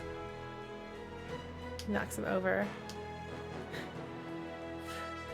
Leo's realizing the depth of this. Had to dispose of a traitor.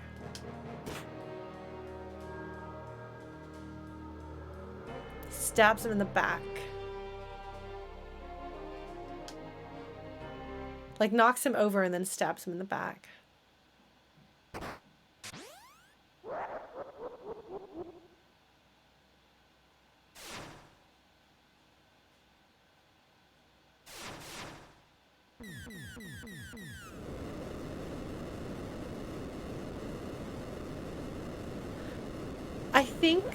I think that Leo is in such shock that it makes him vulnerable. Wave after wave of pure magical energy.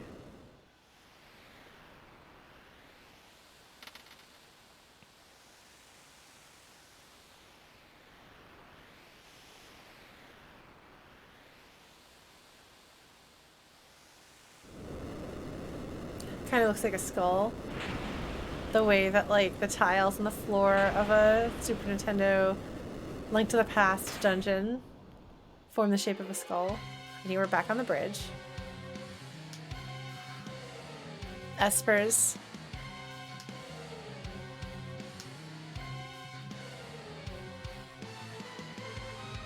They can sense this because we're in a magical area.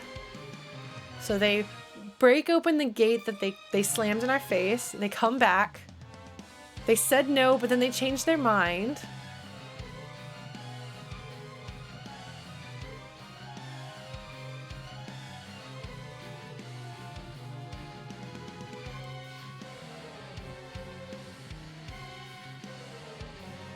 We've already seen versions of this happen.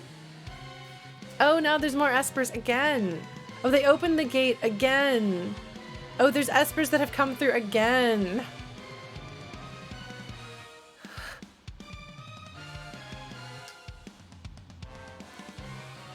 And like, again, the writing for Kefka is really good. His lines are so good.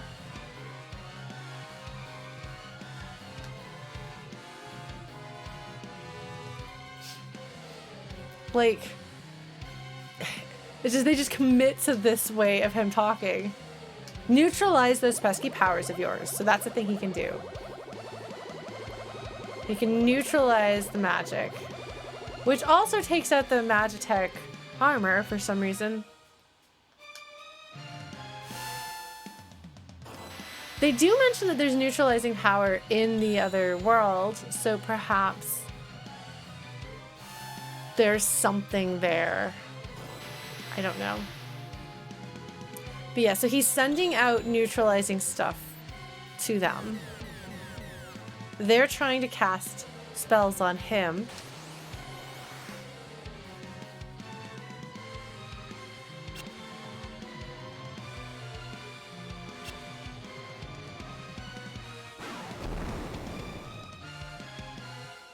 It heals him and he's... Oh, Kefka. And you hate him so much at this point. Like, they really lean into these scenes. They let them, they give them time to breathe so that they can really flesh out just how awful Kefka is. Not just what he's doing and the fact that he's killing people, because the Espers count as people, but also like the sheer delight he takes in it. The Magicite Empire of Kefka. So when you first start seeing that. Magitech Empire of Kefka. Yeah. Like what? Like he said, I think a few things that kind of have indicated that he doesn't need the Emperor, and then he feels betrayed. Like he got stuck in it. Even if Gestalt was like, "I'm sticking you there so that we can fool the returners," I still don't think he would like that. Warm to the touch. What a lovely treasure. So yeah, so we see sort of some of what Kefka's doing here.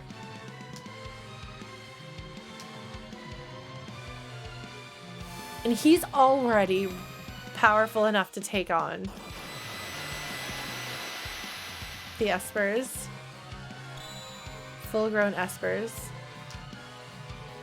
Claim that final treasure beyond your precious sealed gate. What were you planning on doing if they hadn't opened the gate to come out, Kefka, if you didn't expect that? I guess he would have figured that out. They would have solved that later. So yeah.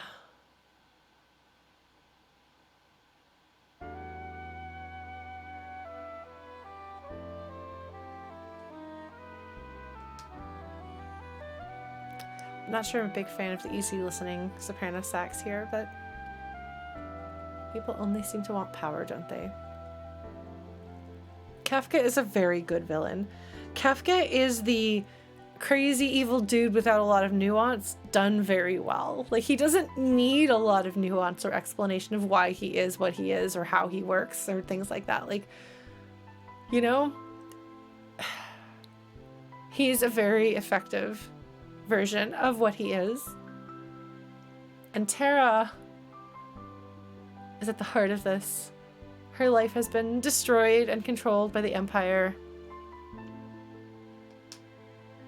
And its lust for power in such a direct way. And so I think actually when I was a kid, I was like, does she have a crush on him? And I'm still not 100% sure what it is that Leo and like what it is that Leo means to Terra in a way, like why she wants to learn from him exactly.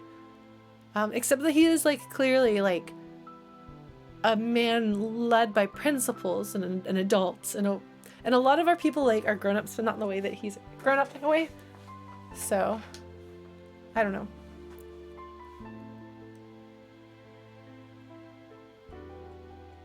Here comes doggy.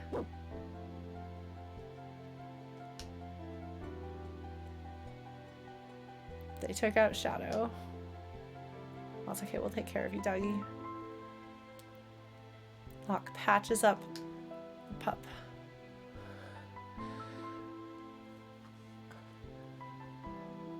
He later patches up a bird, and it's a great moment.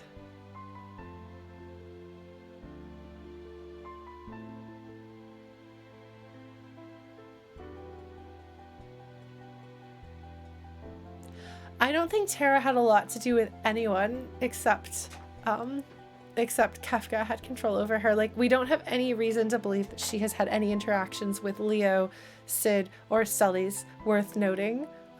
She doesn't seem to have any prior relationship really with any of them. And it's ambiguous how long the slave crown was on her, so would she have had any chance to have a role model? So for me, I feel as though Leo would be the role model for Sully's, because Sully's, at least the version of her we get, excluding this whole potential she was supposed to be a double agent thing, but the version of her we get is a young woman who somehow manages to grow up to be principled enough that even at the tender age of 18, having been indoctrinated with Imperial like propaganda since birth, she is still able to say, this is wrong.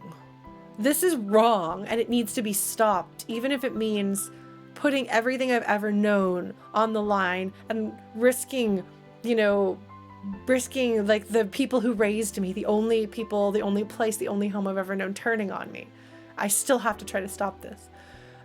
And who in the Empire could she have gotten those principles from? So I feel like it makes sense for Celes to have had Leo as something of a mentor figure. Because who else is she going to get that from? And obviously some of it maybe is inherent. We can say what you will about nature versus nurture. But if there is anyone in the Empire who you learn that there is such a thing as right and wrong, that you could question the Empire itself, she does it before Leo himself does. I think she's pretty remarkable. Okay, look, I just really like Celes a lot. But for me, that makes sense for her. But Terra wasn't like a child free running through the Empire trying to figure out her place in the world, looking up to Leo as a good person and who she could grow up to be. These days, now that she is an adult-ish, she's still very childlike because she didn't really have her childhood or even her adolescence of her own will. Like maybe she's looking for who could be a role model. And Leo seems like he is a mature, experienced adult with principles. So he seems like you could latch onto him as a good role model. I don't know.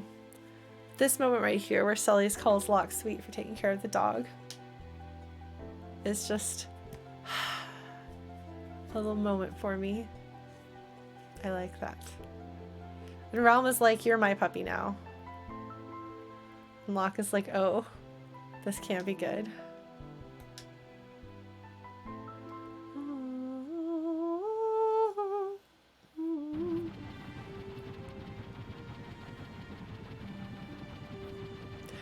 So we got our airship back. Apparently Setzer was able to fix it. And here it is.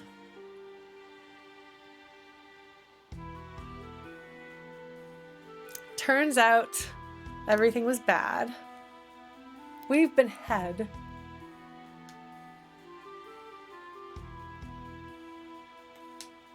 Edgar saved the day. The lady who brought us tea tipped me off to the whole crooked plot.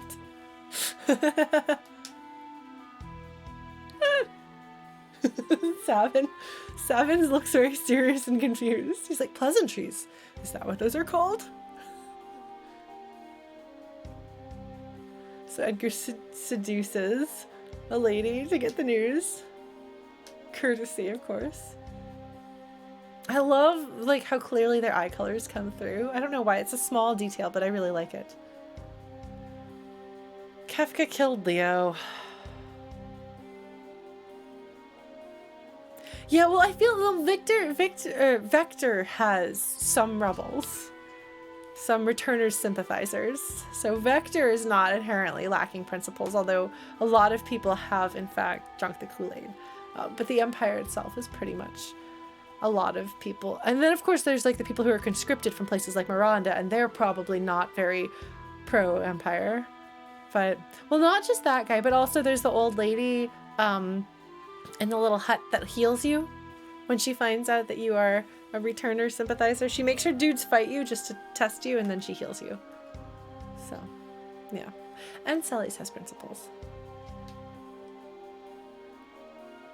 Cyan does not like this. It's one of the few people in the Empire who truly understood. So there's mutual respect there. Edgar's like, get on the airship. We'll figure this out. Strago's like tugging on Locke's sleeve because he's so tiny. Oh, I didn't look around Miranda this playthrough? Okay, maybe we'll go do that. You would be? You think this is bright? The overworld is the part that bothers me the most. It's from this village. Send it to the Magi. He'll be useful. I feel like Tara wouldn't say useful. She might say we could use his help. Yes, we're going to stop the Empire. She's so cute. Trying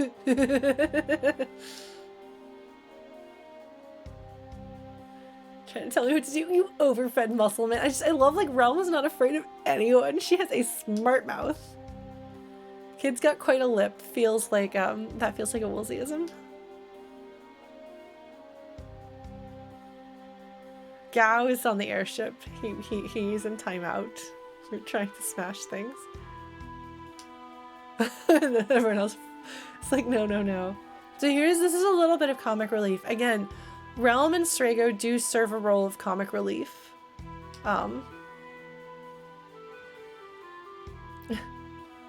Yay!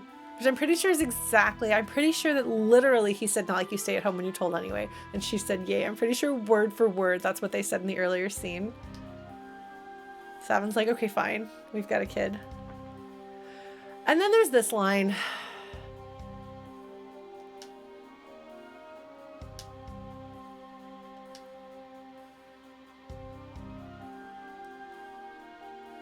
Weirdo. So this is a line. Oh!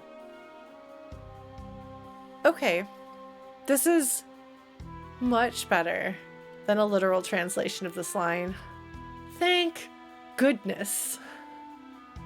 This is much better. This is so much better. Because she has this sort of attitude that sort of is like pre-flirtation. So you could absolutely see Edgar being like, oh my god, she grows up and she's like that. She's gonna be that type of person. Holy cow. This is, which is totally valid. Like Big Flirt sees child who's gonna grow up to be Big Flirt and is like, oh my goodness.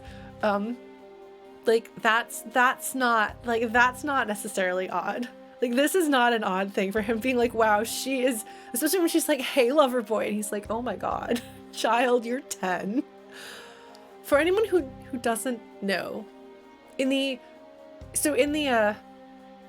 original Ted Woolsey translation, which I think Ted Woolsey chose not to translate the original line accurately, in the original Ted Woolsey translation, he says, don't grow up too fast. In the original Japanese, he says, let's hope you're still around in 8 years, kid. Which is really creepy.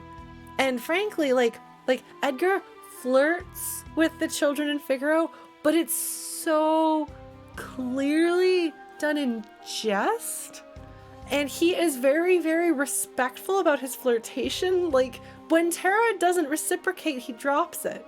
You know, he doesn't push himself on people. Like, he's a big flirt. Yes, he is a big flirt. But he's not a pedophile. We don't have any evidence to indicate that, and I think it's supposed to be funny. And I can only assume there's some sort of a cultural difference there. Because, yeah, otherwise, he is respectful, he's decent, he's a good person. So a lot of fans take him to task for the line that he says here in the original Japanese version and in accurate translations. This feels so much more true with his character. And like I said, like she's being super flirtsy at him.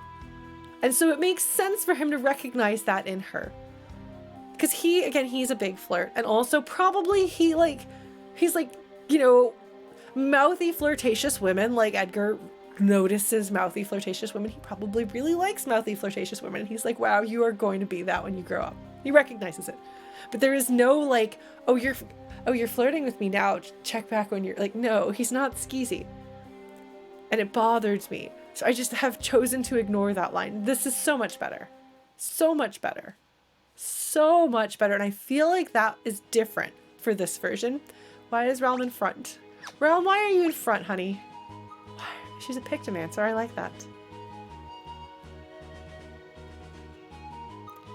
Yeah, well, okay, so talking about Edgar as a flirt. Have I talked well, I'm going to talk about Edgar as a flirt for you right now because you brought it up. I'm sorry. This is what I do. I talk about things in this game. Like, I think that Edgar does like women. I also think he's a little small amount of disaster bisexual. But he mostly really likes women. So I believe he genuinely really likes women. And he seems like he's just a flirtatious person by nature.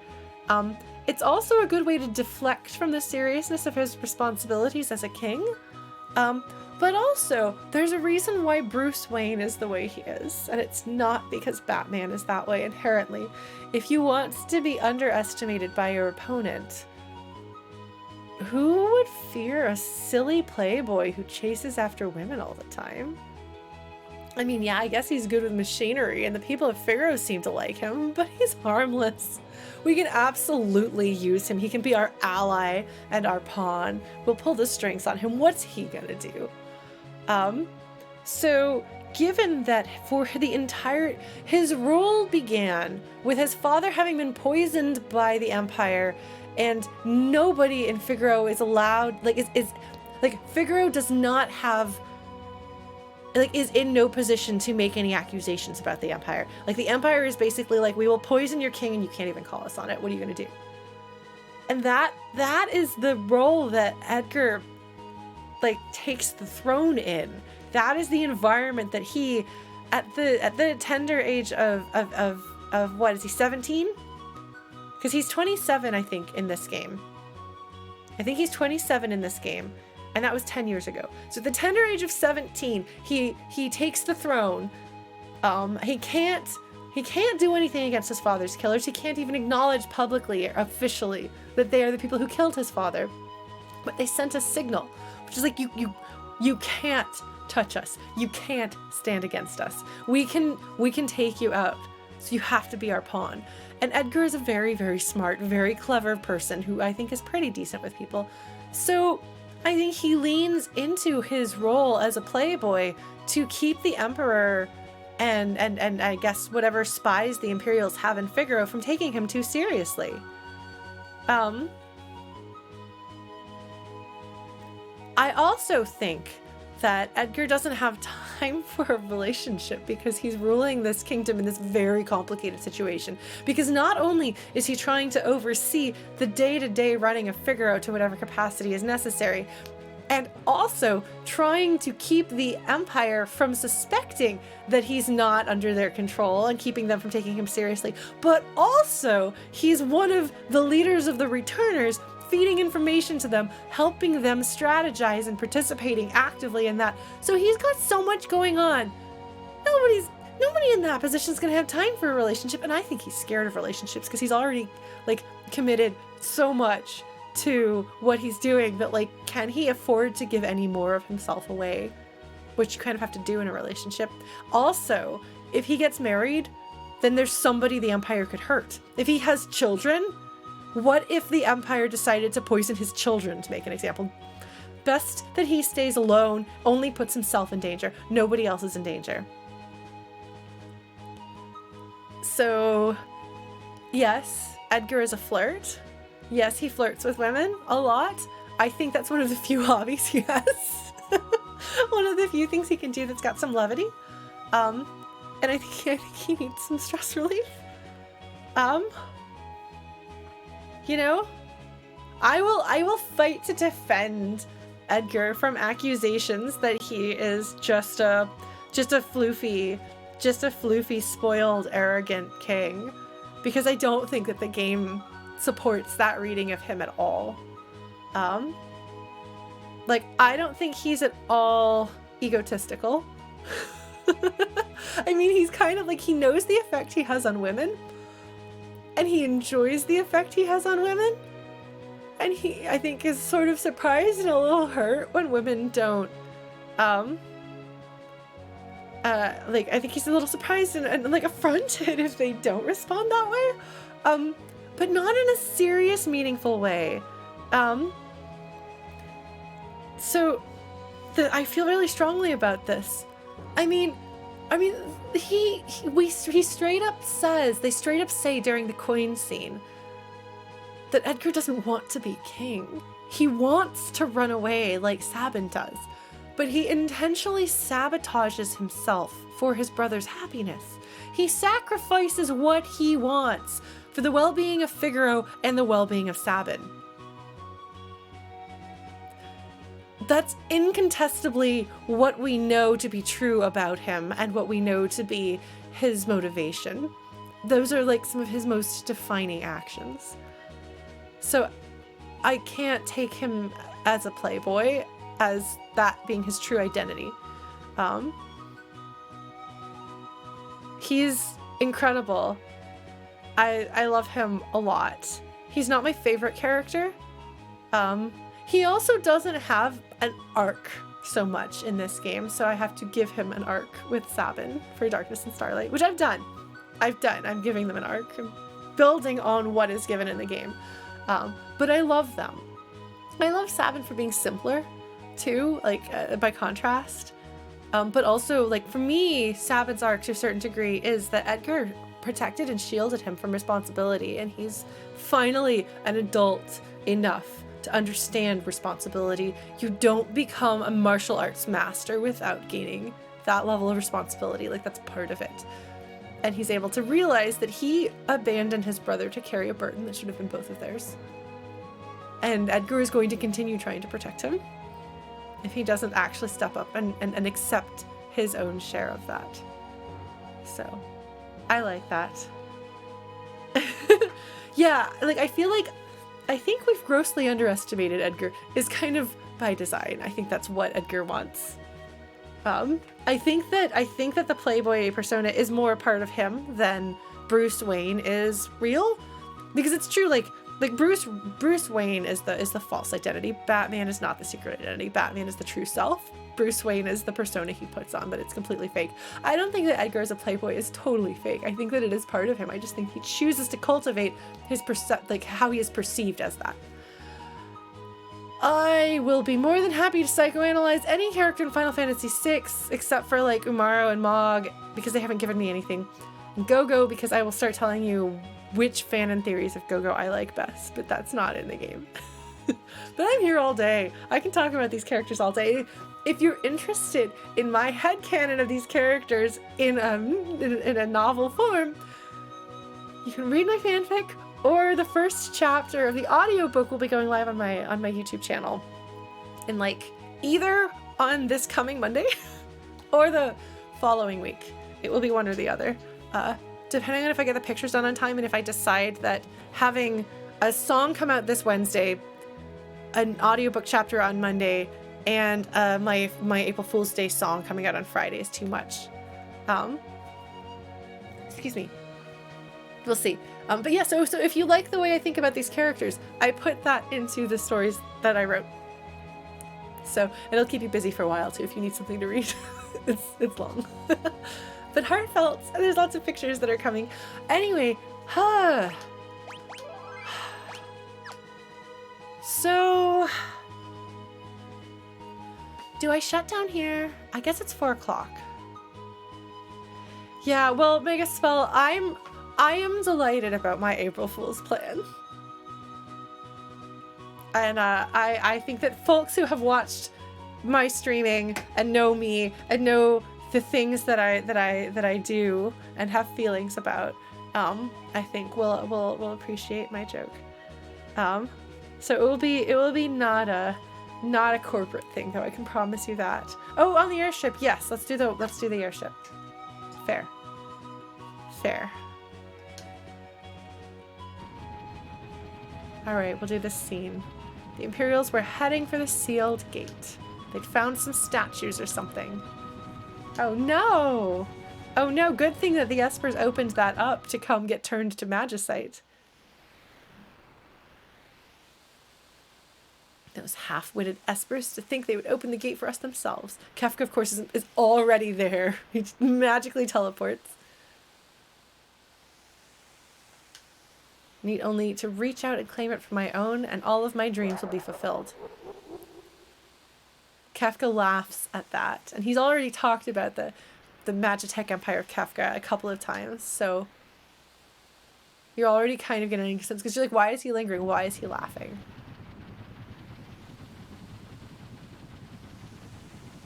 What's wrong, Terra? Something terrible is happening. The earth is crying out. Yeah, but what do they have that's faster than our airship? Another little tiny plot hole. Although maybe they have their own airships. We just don't ever see them use them. Just don't ask. Just don't ask.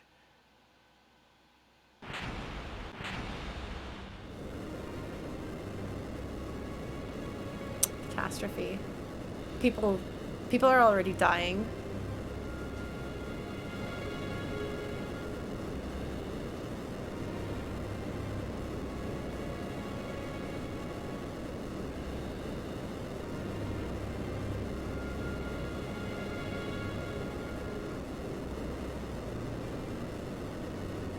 I've made a cover of this.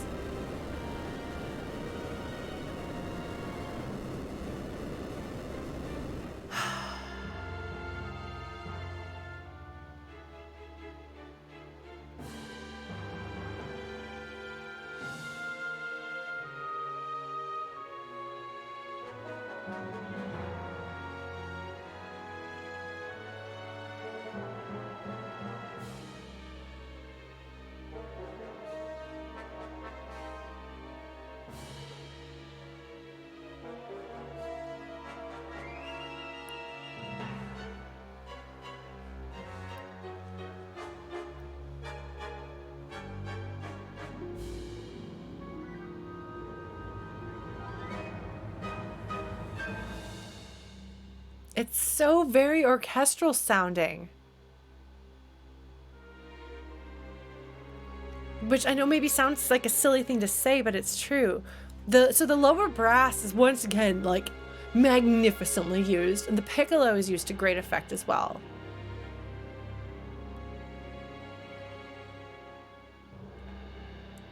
The timpani.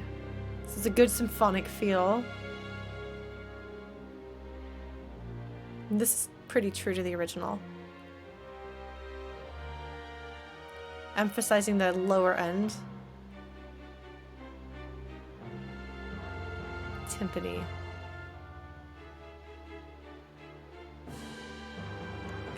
The percussion is so good. That's so good. The brass, so good. And then this is almost like one part Dragon Quest with a little bit of Shining Force Piccolo. That's what I'm hearing anyway.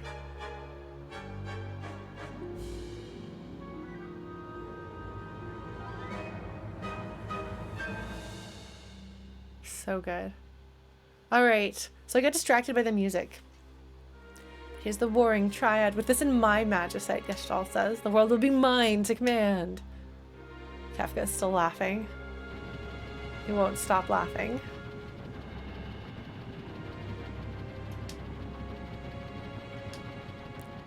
They're said to have turned themselves to stone facing one another. Each one's powers would be neutralized by those of the other two. They were moved out of their perfect alignment. Destroy the world as we know it. That would never happen, though, because this is an RPG and the heroes always win. I really do like the sky at the horizon. It's nice. It's a good touch.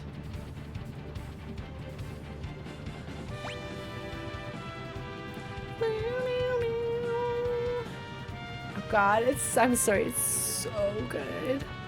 La, la, la. La, la, la.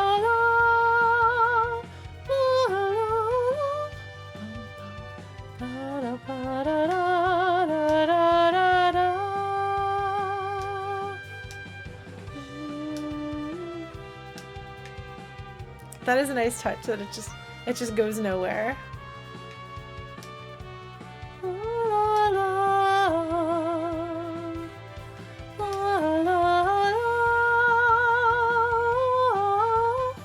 I thought we'd been to Miranda. Is this not Miranda?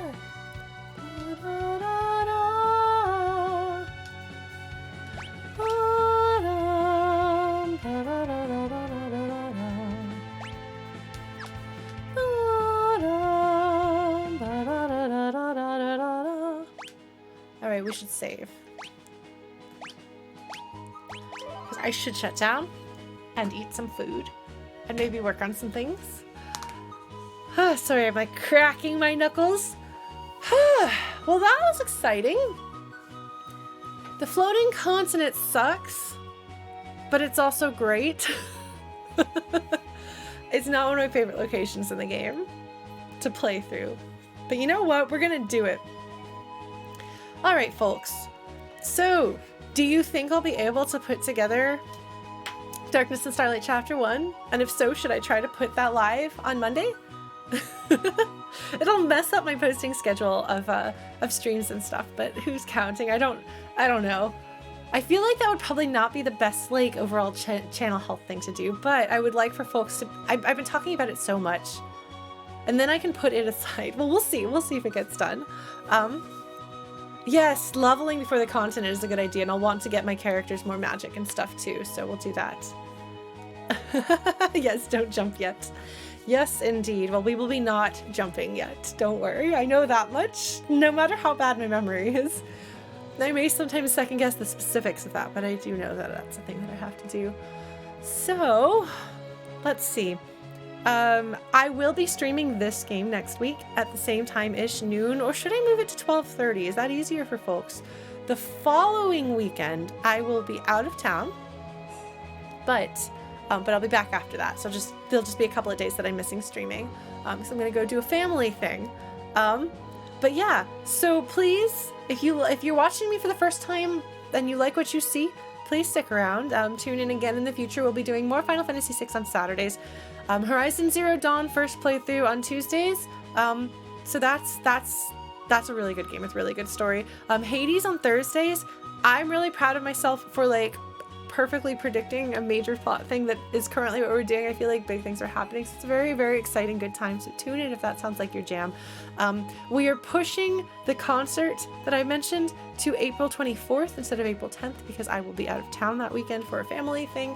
But yeah, if you, like I said, like if you like what you see here, please give me a follow, and I would be happy to keep in touch. For those of you who tune in to me every week, I'm always happy to see you. Thank you so much for being here with me, for joining my streams, and I hope that you have an excellent what's left of your weekend. And yeah, I will talk with you lovely folks another time. Bye. Oh, and if you haven't yet, you should make sure that you watch my cover of the FIGARO Brothers theme, the coin song, on YouTube. It's there. You should watch it. I should make folks watch that. All right. Bye.